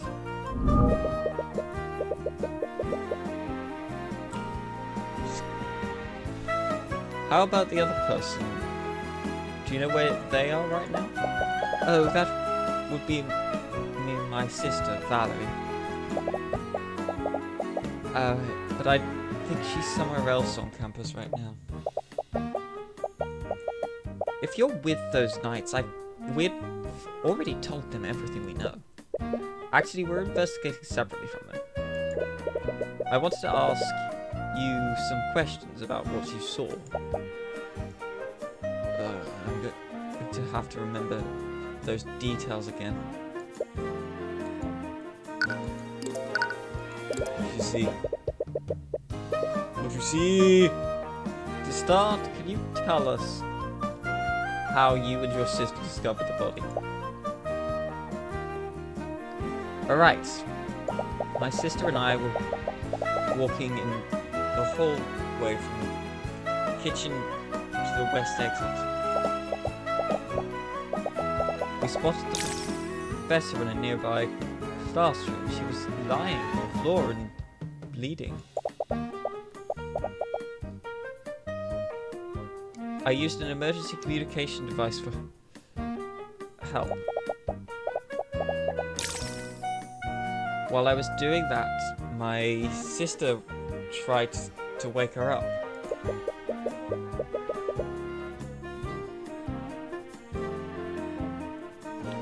That would imply that Valerie thought she could be resuscitated.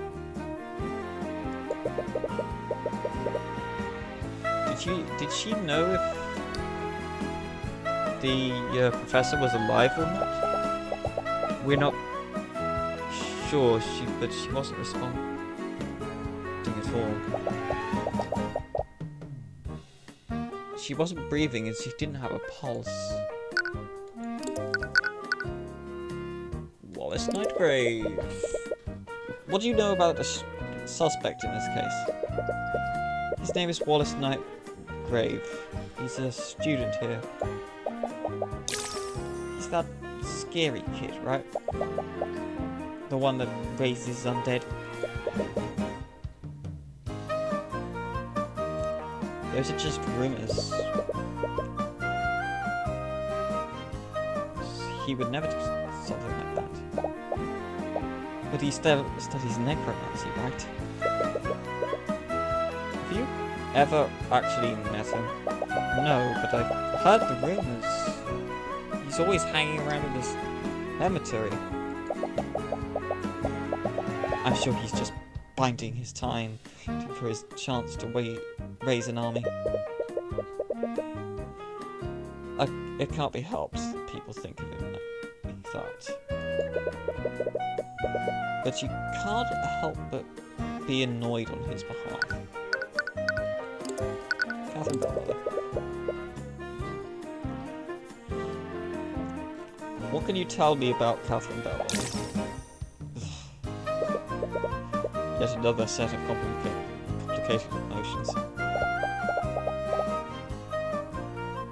Well, I guess there's no point in hiding it anymore. She was a horrible person. She was really terrible to all of us. By all of us, do you mean the academy staff? Yeah, she treated us like her personal servants. Sometimes she'd make messes on purpose, just so she could order us to clean it up. This sounds terrible. Oh, but I'm sure a lot of people are glad that she's gone. Just to keep her jobs. Interesting now. Why would she be worried about that? Keeping her jobs. Do you ever feel like your job was at risk because of Bellwether? Yes, actually.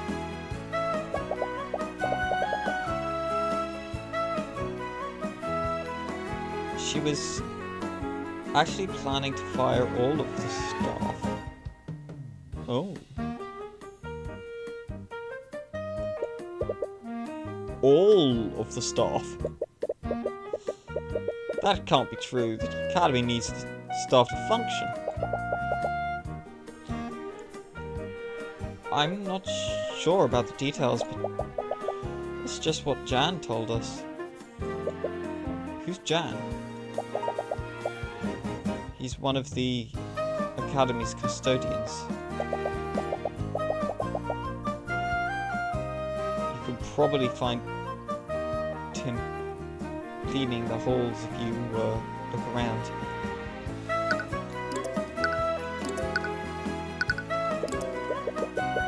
So this room was close to the crime scene. Did you cast detect magic and scan for cases? So what? Did you say scan for magical traces? Oh, well, I'll just get out of your way then. She just bolted out of the room.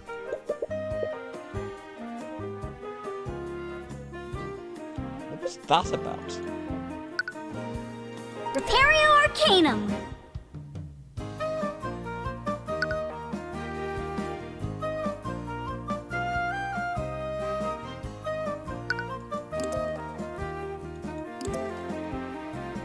Nothing to see with bread. Oh, it's for the bread. Don't kill any ideas. What? Remember when we went to that fancy restaurant? Bread. bread. You kept ordering breadsticks and butter. The bread is free! I might as well take advantage of that. You know, eating that many carbs isn't good for you. Yeah.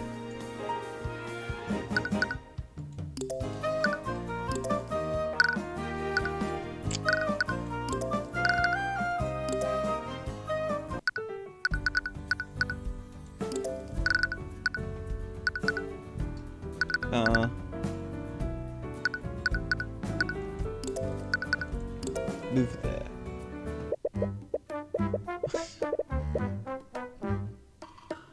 You spot Valentina again. She's speaking to someone in a blue-collar uniform.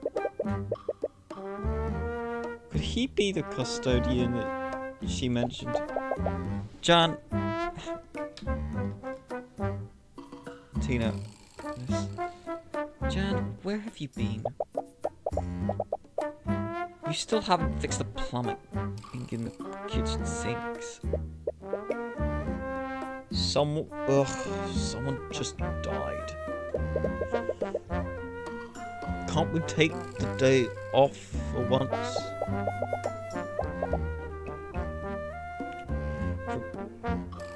For me and Valentina, please.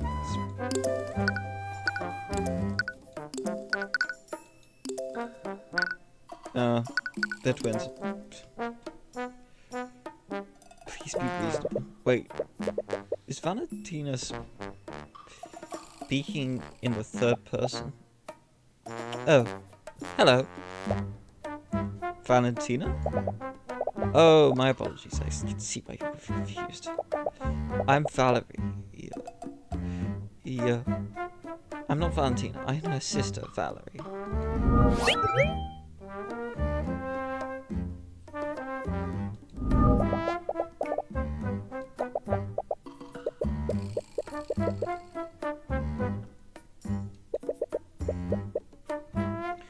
You two are identical twins, aren't you? You're both genetically identical to each other. Yes, we are. Wait, it explains this. He was the one who discovered the body alongside Valentina. Since we have you here, do you mind if we ask you some questions about what happened? I'm terribly sorry. I've already spent a lot of time looking for Jan here. I'm really behind on my work. Jan was also nearby when we discovered the body.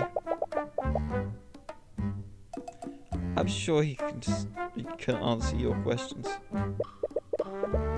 Before you have a chance to object, Valerie walks away. He walks away. Wait. Do you want me to go after her? I'm pretty sure I could catch her. No, you don't want to scare those two more than we already have. Ugh.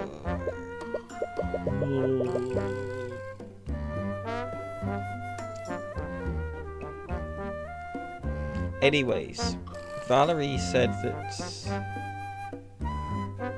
Jan was around when the murder happened. Jan Hughes, custodian. Jan, was it? Do you mind if we ask you some questions about what happened? Ugh, really? Well, whatever. At least it's an excuse to take a break now. Repario Arcanum! I don't know what she says.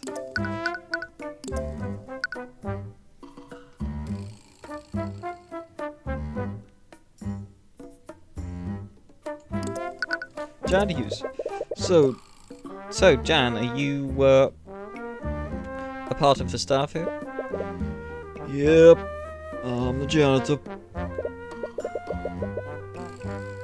I clean and I do odd jobs around here and there.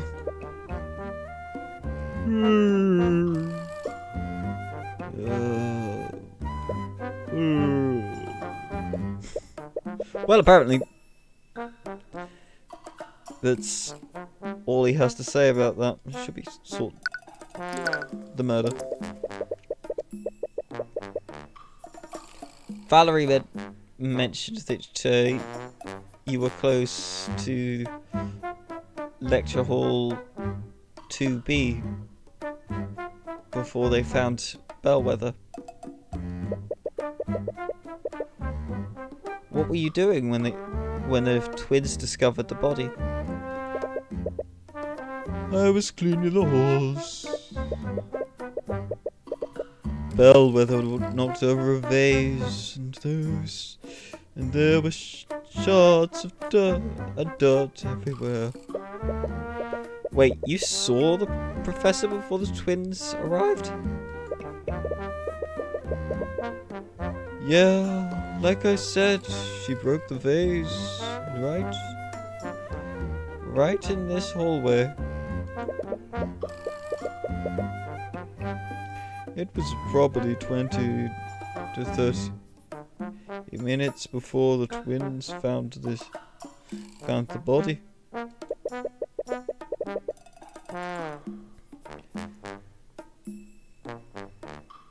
You might have been the last person to see her alive.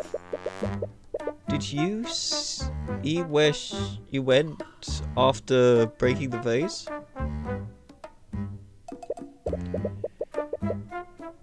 Yeah, I think she went into that room over there. Jan points into the lecture hall that Bellwether was found in.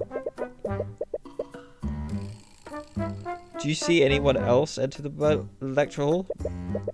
I'm honestly not sure. I was more worried about cleaning up the mess she made.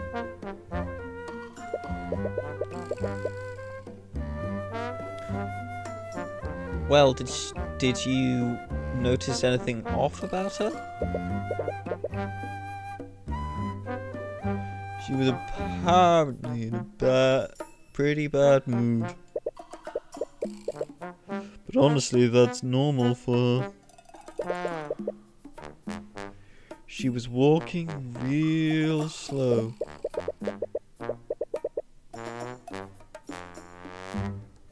I did notice her first, and she basically shoved me out of her way. After that, she knocked over that vase.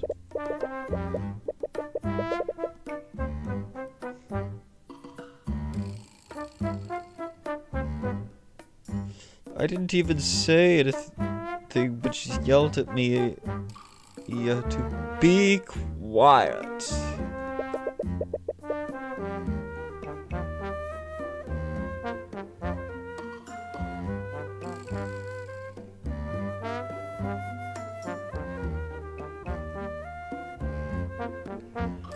Did you see where she went after that?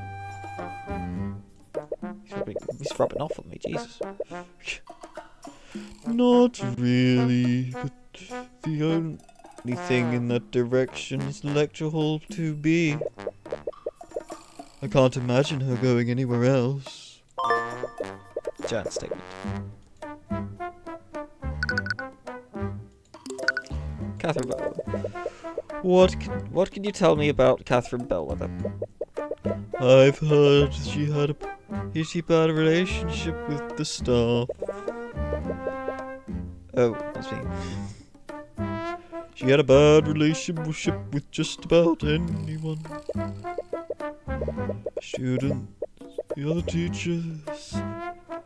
I can't think of many people who actually did get along with her.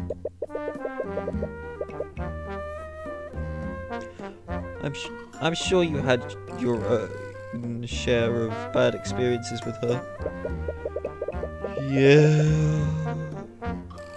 She'd always yell at me when I was taking too long to get a job done.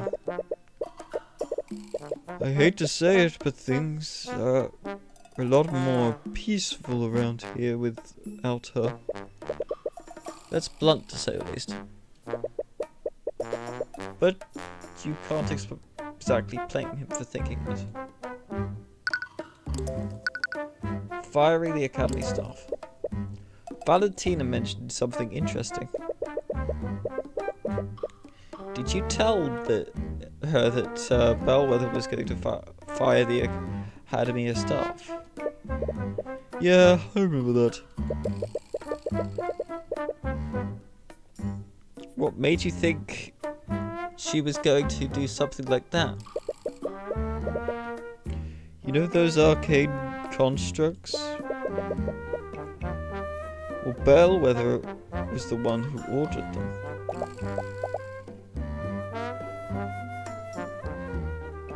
Oh yeah, they're so cool.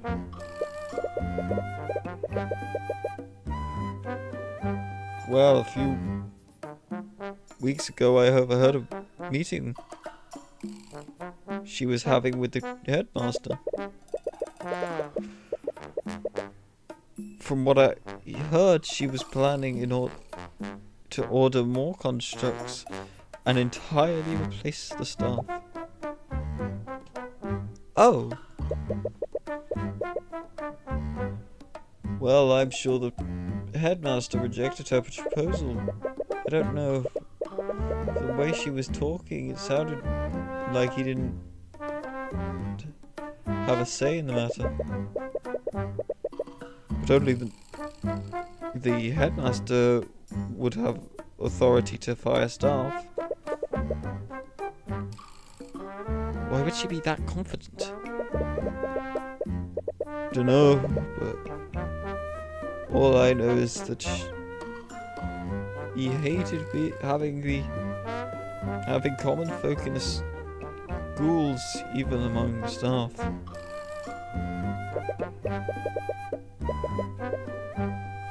She was really miffed that he was hiring common folk from the community centre.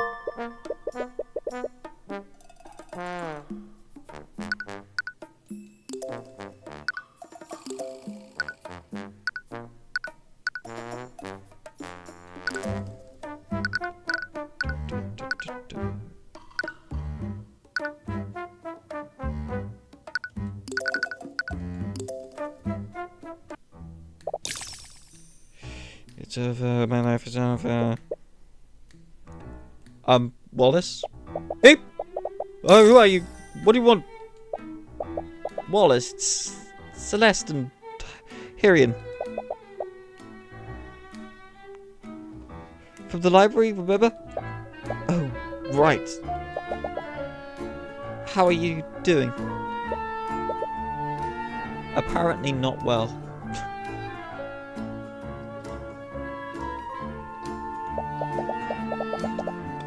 Please tell me you're going to get me out of here.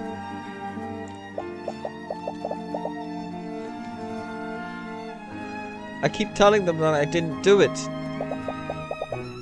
But they still won't listen. Let me go. I'm sorry, Wallace, but they found traces of necromancy on my body.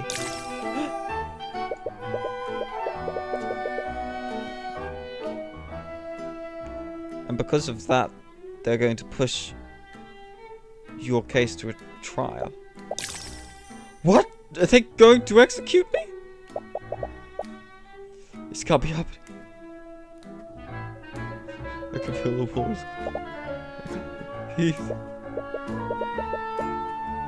Please calm down. We know you're innocent.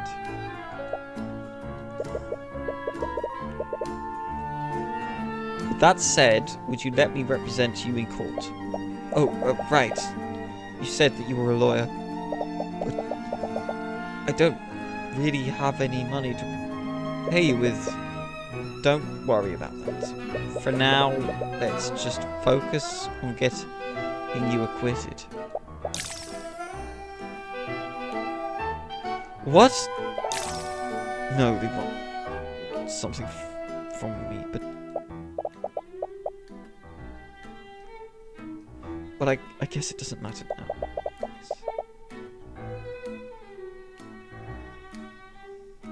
It's not like I have anything to lose. It's not exactly the reaction you were expecting. But at least he's cooperating.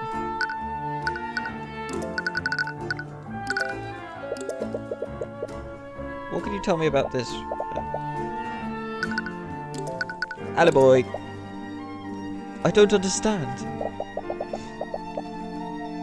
I was with you in the library the entire time.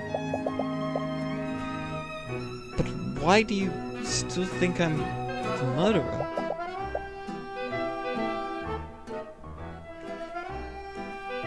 You told the Inquisition, right? Did you tell them I'm innocent?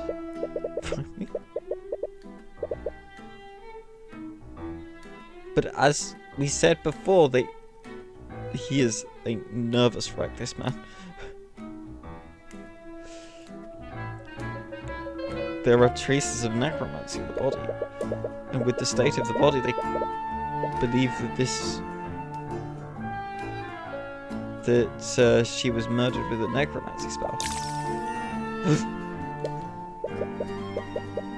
Apparently that makes you their prime suspect. I see.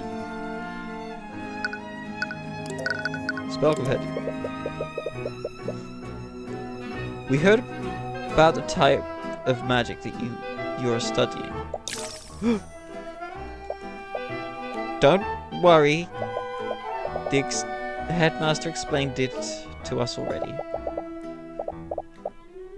You just wanted to use necromancy to become a doctor, right?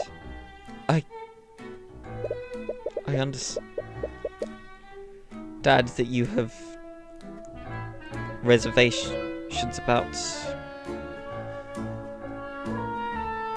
talking about your magic. But in order to build a case, I need your spell compendium.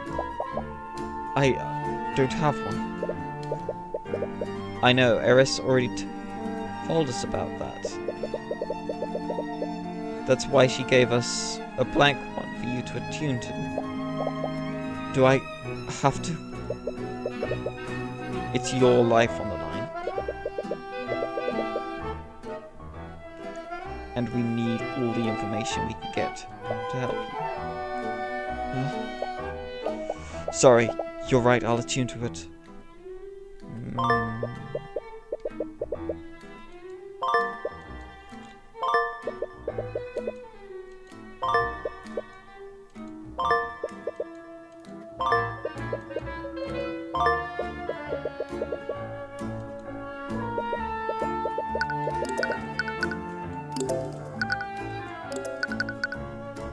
Let's see what spells this. Prestidigitation. I love prestidigitation. Best spell ever. Mend wounds. So that's healing spell. An illusionary disguise.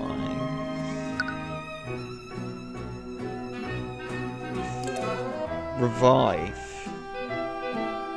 Vivify.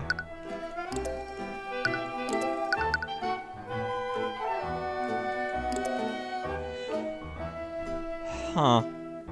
That doesn't look good.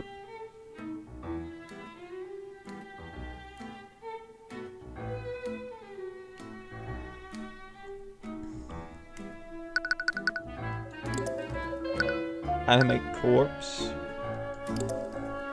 Necrotic blight pulls all life energy from the target, resulting in an instant death. This spell does not wound the target, nor does it leave any physical evidence, but it still leaves a magical trace. I think he was autopsy. Yeah, the bloodstain under the body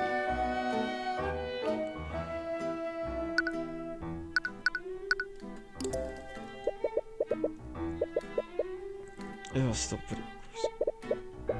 Yeah. It's a little terrifying that spells like this even exist. Honestly, I think her key is oddly enough the spells that make it seem like he's about to die.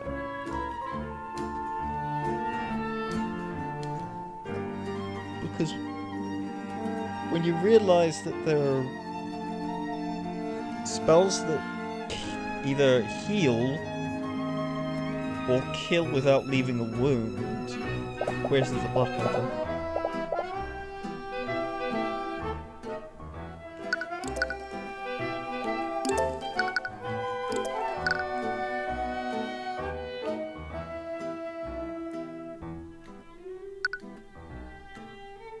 Where in the world did that bloodstain come from?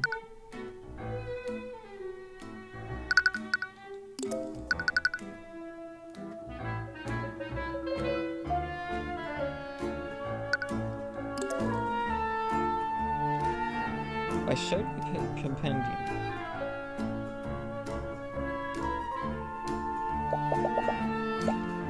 I think what really happened was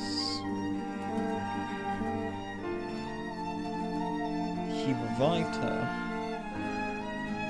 Maybe. But she sort of fell apart.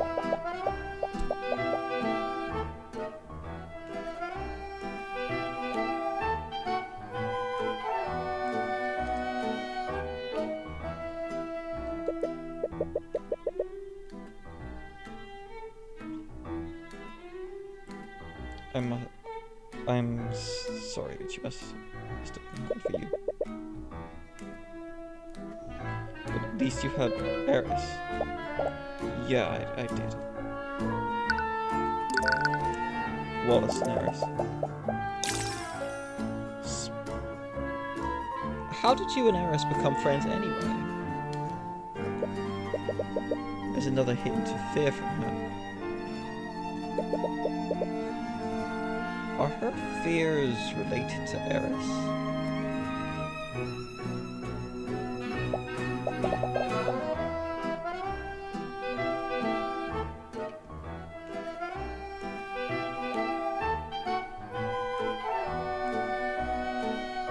Bit of a strange story. Sometimes the other students would steal the ID number off of my locker. Then they'd switch it with the one on another locker. They thought it was funny whenever the owner got angry with me. Eris had a bit of a reputation around our school. I'm not sure why, but everyone was scared of her, even the students from the nobility. It was probably due to some baseless rumor.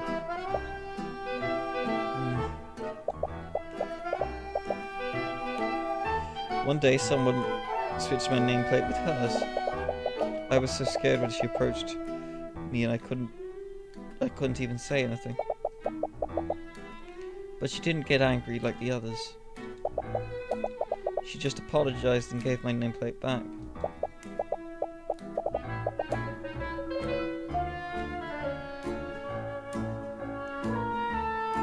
After that, she randomly started talking to me whenever she saw me.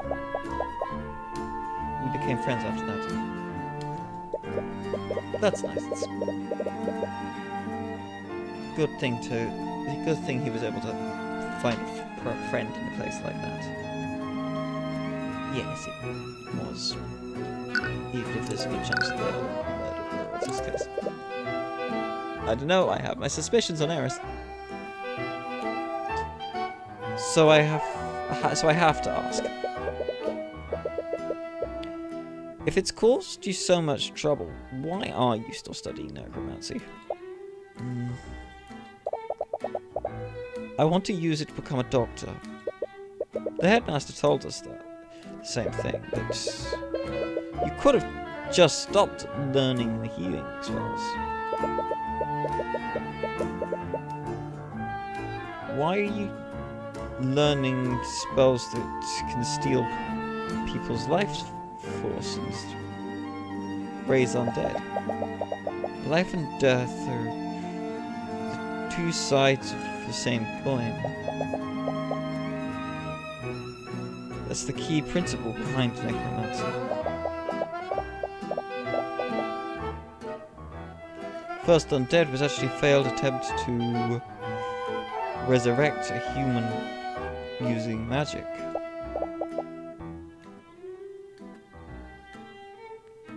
Wow, I never knew that. Makes logical sense, really. Right now, basic necromancy can only heal injuries and wounds. We can't do anything for diseases and deformities.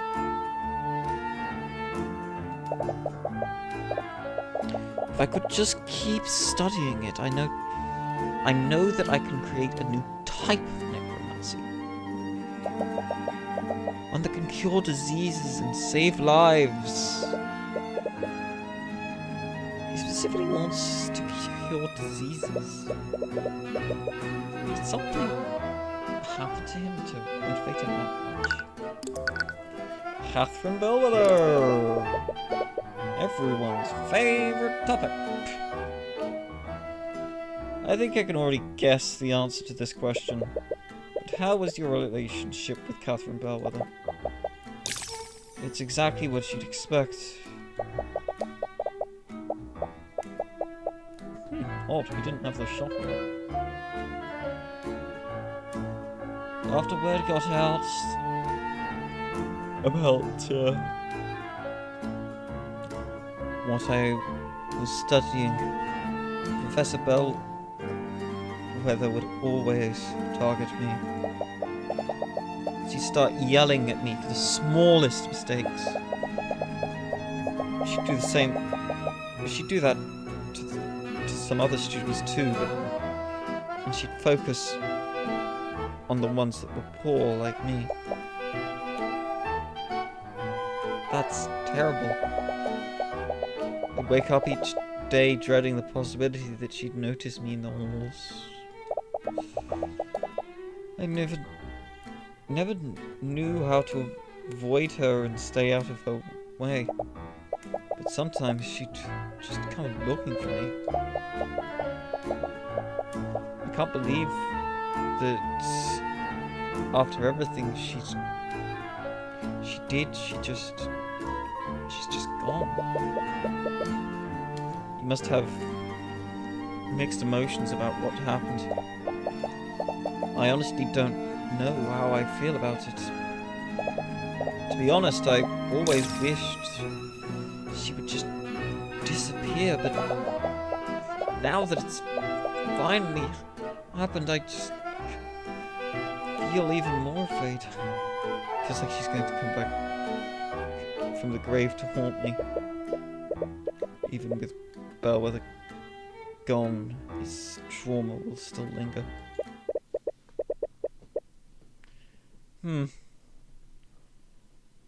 I think I'm starting to put things together now. No arguments this time? Huh. Yeah, I just need to take some time to think through everything.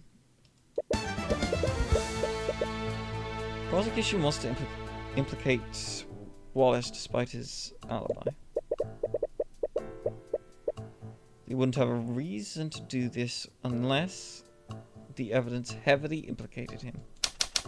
How does the evidence implicate Wallace? He's the only, and he's the only.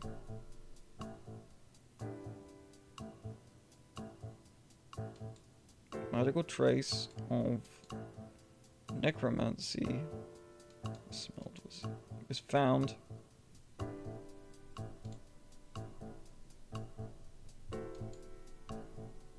on the body. There's a trace of necromancy on the body. This means This means that they think Wallace used one of his necromancy spells. Even without seeing the traces, it's pretty obvious that magic was used on the body. Right, because there aren't any wounds on it.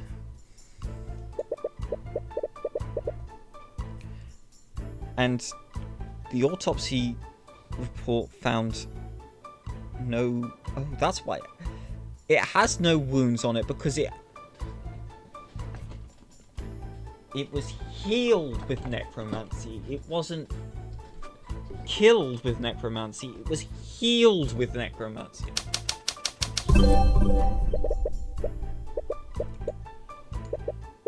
Prosecution.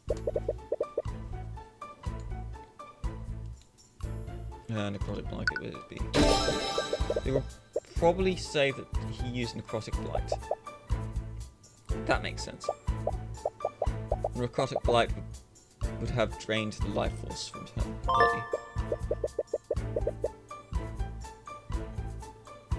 It's just, but there's where the contradiction lies. Let's suppose that Wallace did kill Bellwether using necrotic blight. There's something at the crime scene that wouldn't be there if it were true. What is wrong with the It's the bloodstain.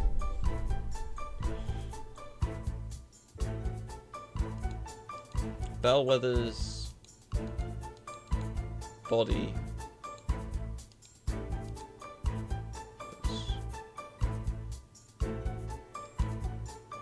in blood. It's covered. Recover Light is a spell that doesn't inflict any visible wounds. There shouldn't have been any blood on the body. But then what really happened? That's the last piece.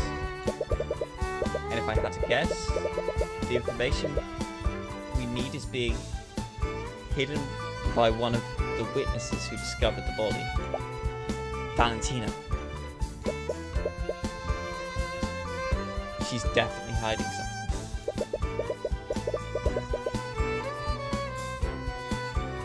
Did you notice how she reacted when I asked you to scan the room? Yeah, she ran away. She didn't even try to be subtle about it.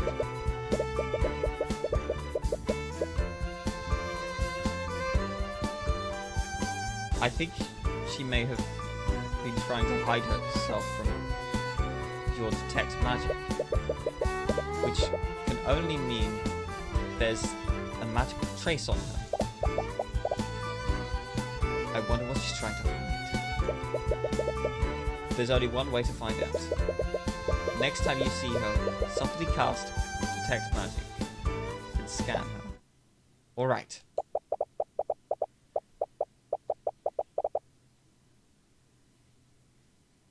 It's been a while since we talked to her. Valerie also mentioned that they still had to do work today.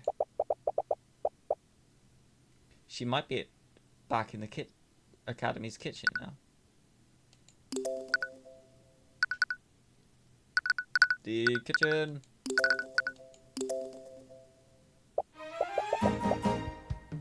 Those two are finally gone. I can finally get some cleaning done.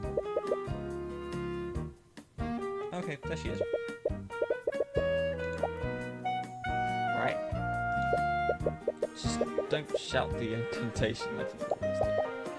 I know that. Here goes. You can hear her say, Harry.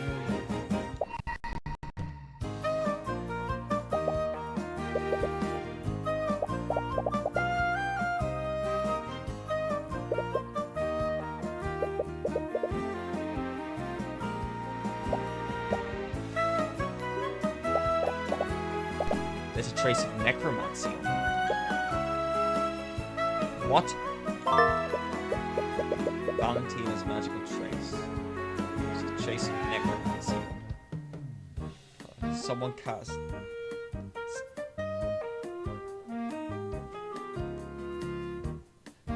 necromancy spell on her within the last 48 hours.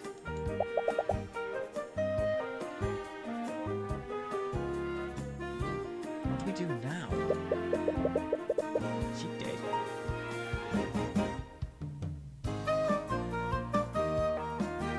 Nah, she's got there.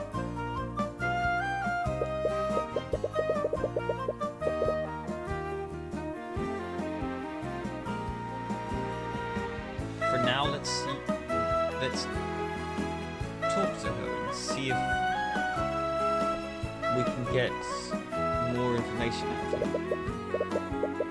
If all else fails, we could confront her with the evidence we have. Oh! It's you again. They're back. Okay, just relax. All I have to do is repeat what I told them last time. Unfortunately for her, that won't work this time. Miss Giannis, did you know that there's a trace of necromancy on Bellwether's body? That's what he used to kill the professor, right? A necromancy spell. Oh, maybe. Oh, she must have cut her hand or something, or like used it to heal.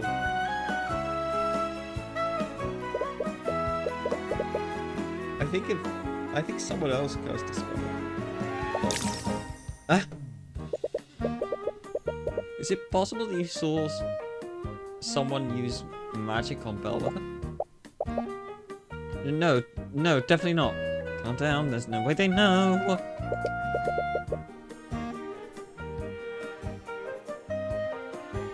Her thoughts are an overthought now. If you beat her in an argument, psychological profile. Did you see something? See something? Say something.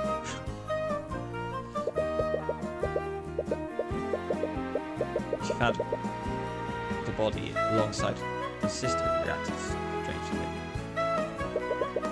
What does she hide? Argument start.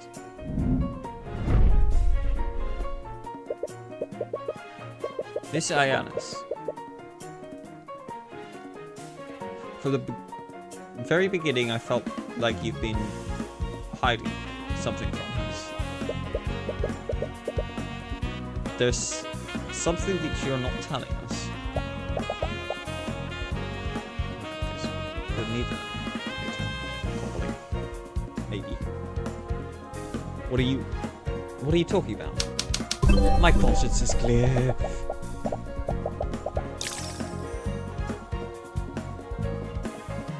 I've told you in the nights everything I know. I've got nothing to hide.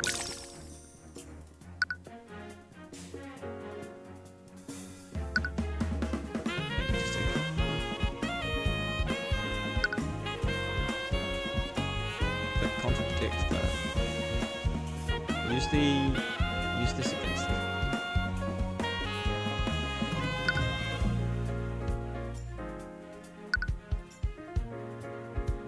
So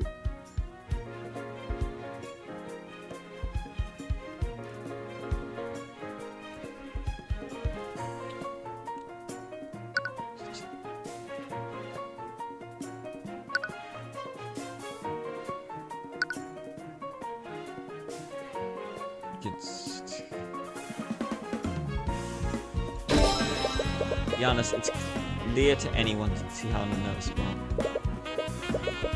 So that's the plan. Okay. I can practically see the fear you're emanating right now. Just tell us the truth. It'll be a lot easier for both of us. Let's say I were hiding something. Which I'm not, by the way. I don't have to tell you anything. Why should I tell you anything? I know my rights. Oh. protecting herself than doing the right thing. She will continue to hide her secrets until she thinks that doing so is dangerous for her. She sees Wallace as a threaten, maybe? You've already given your statement to the Inquisition. If the truth comes out, what do you think they'll do? You have nothing to lose by telling us now. My client is innocent by withholding returning.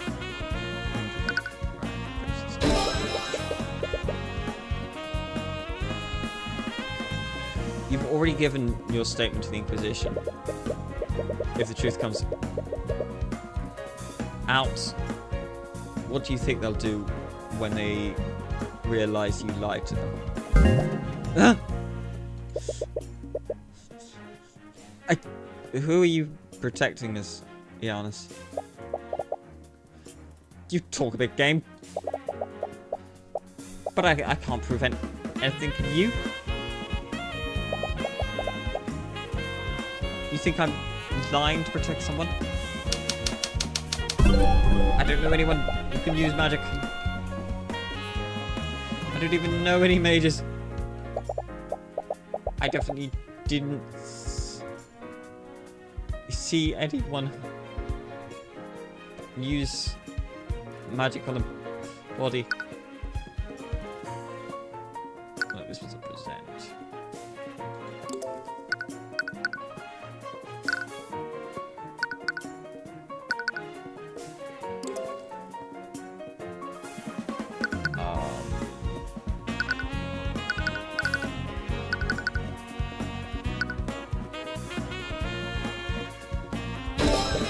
You can't hide the truth from us, Yana. What? You said you've never seen a necromancy spell before. If that was true, then why is there a trace of necromancy on you? Wait, what? There's a trace of necromancy on me? What did she not know about the spell? About the spell that was cast on her? No, that doesn't make any sense. If she didn't know about the trace, she wouldn't have avoided Celeste back then.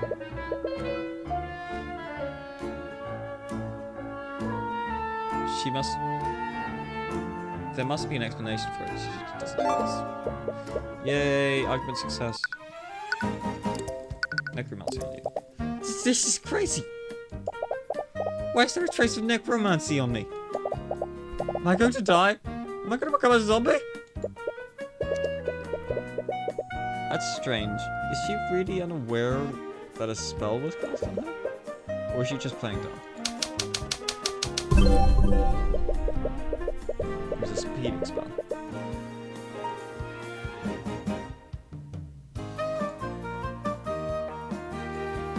Cast Fantina. Healed her. Calm down, Miss Giannis. Not all necromancy spells relate to the undead. Healing spells are also from the school of necromancy. Healing spells? Oh, it was from that time when she healed me then. It was from that time she healed me. So that can't. She implies she knows a mage who studies healing magic.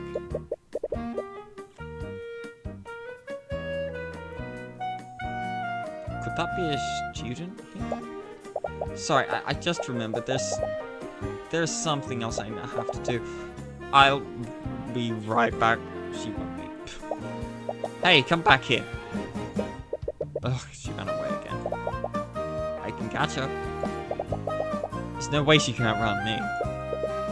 No, the Inquisition is stationed around the surrounding areas. They'd probably intervene if we start harassing one of the witnesses. That's true.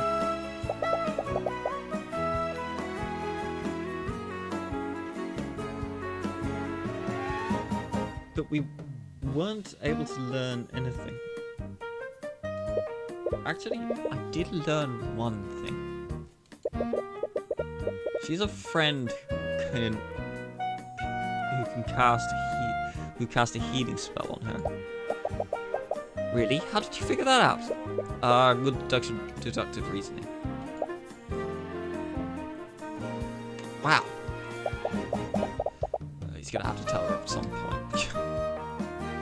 Well, healing magic is also a form of necromancy, right? I guess that explains the trace. It's a good thing we know Wallace. Otherwise, we might have also thought that a necromancer was trying to kill her.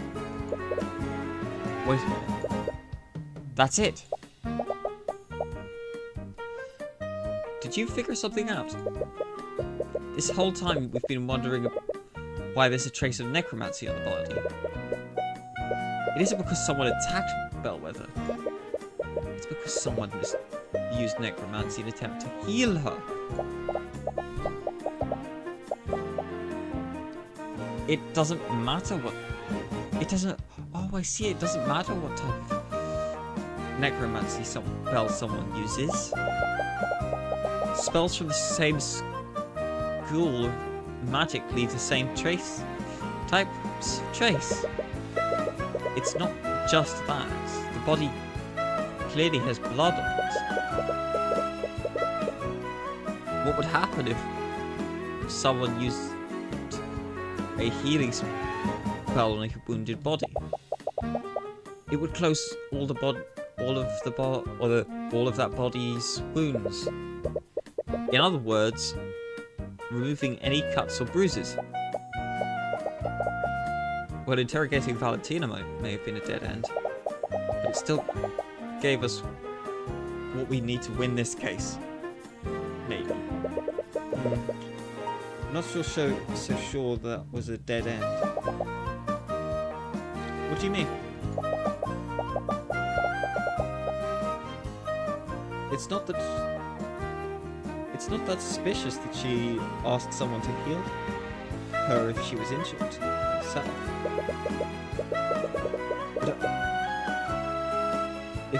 But if it's only that why would she go to the trouble to hide it? It's too coincidental. Wound on the body. The wounds on the body were healed by an unknown person. And the person who found the body is hiding the identity of the healer.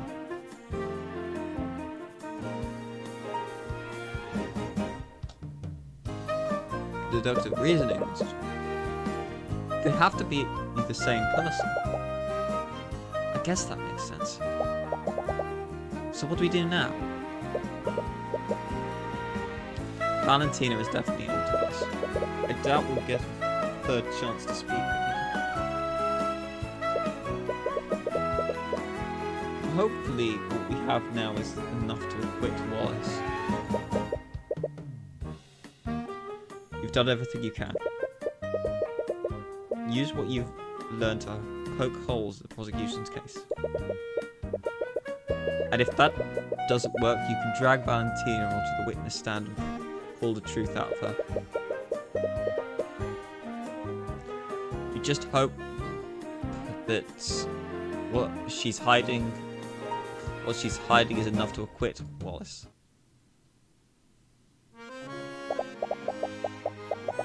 I demand to know why you're still holding on to my rapier. It's a precious family heirloom. I want it back. It's evidence in the current case. Evidence? The professor was killed with necromancy. Was she though? Why are you asking me? You're the one who's investigating this. I suppose it doesn't matter. Just know that I will bring her murderer to justice, no matter who it may be. Save progress.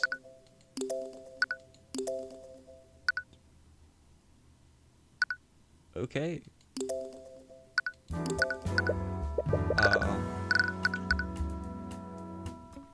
So I think we'll end. It will end stream there today.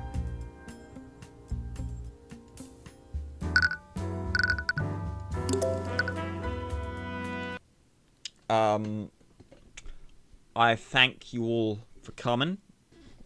I hope you enjoyed the stream. And I will catch you all on the flip side.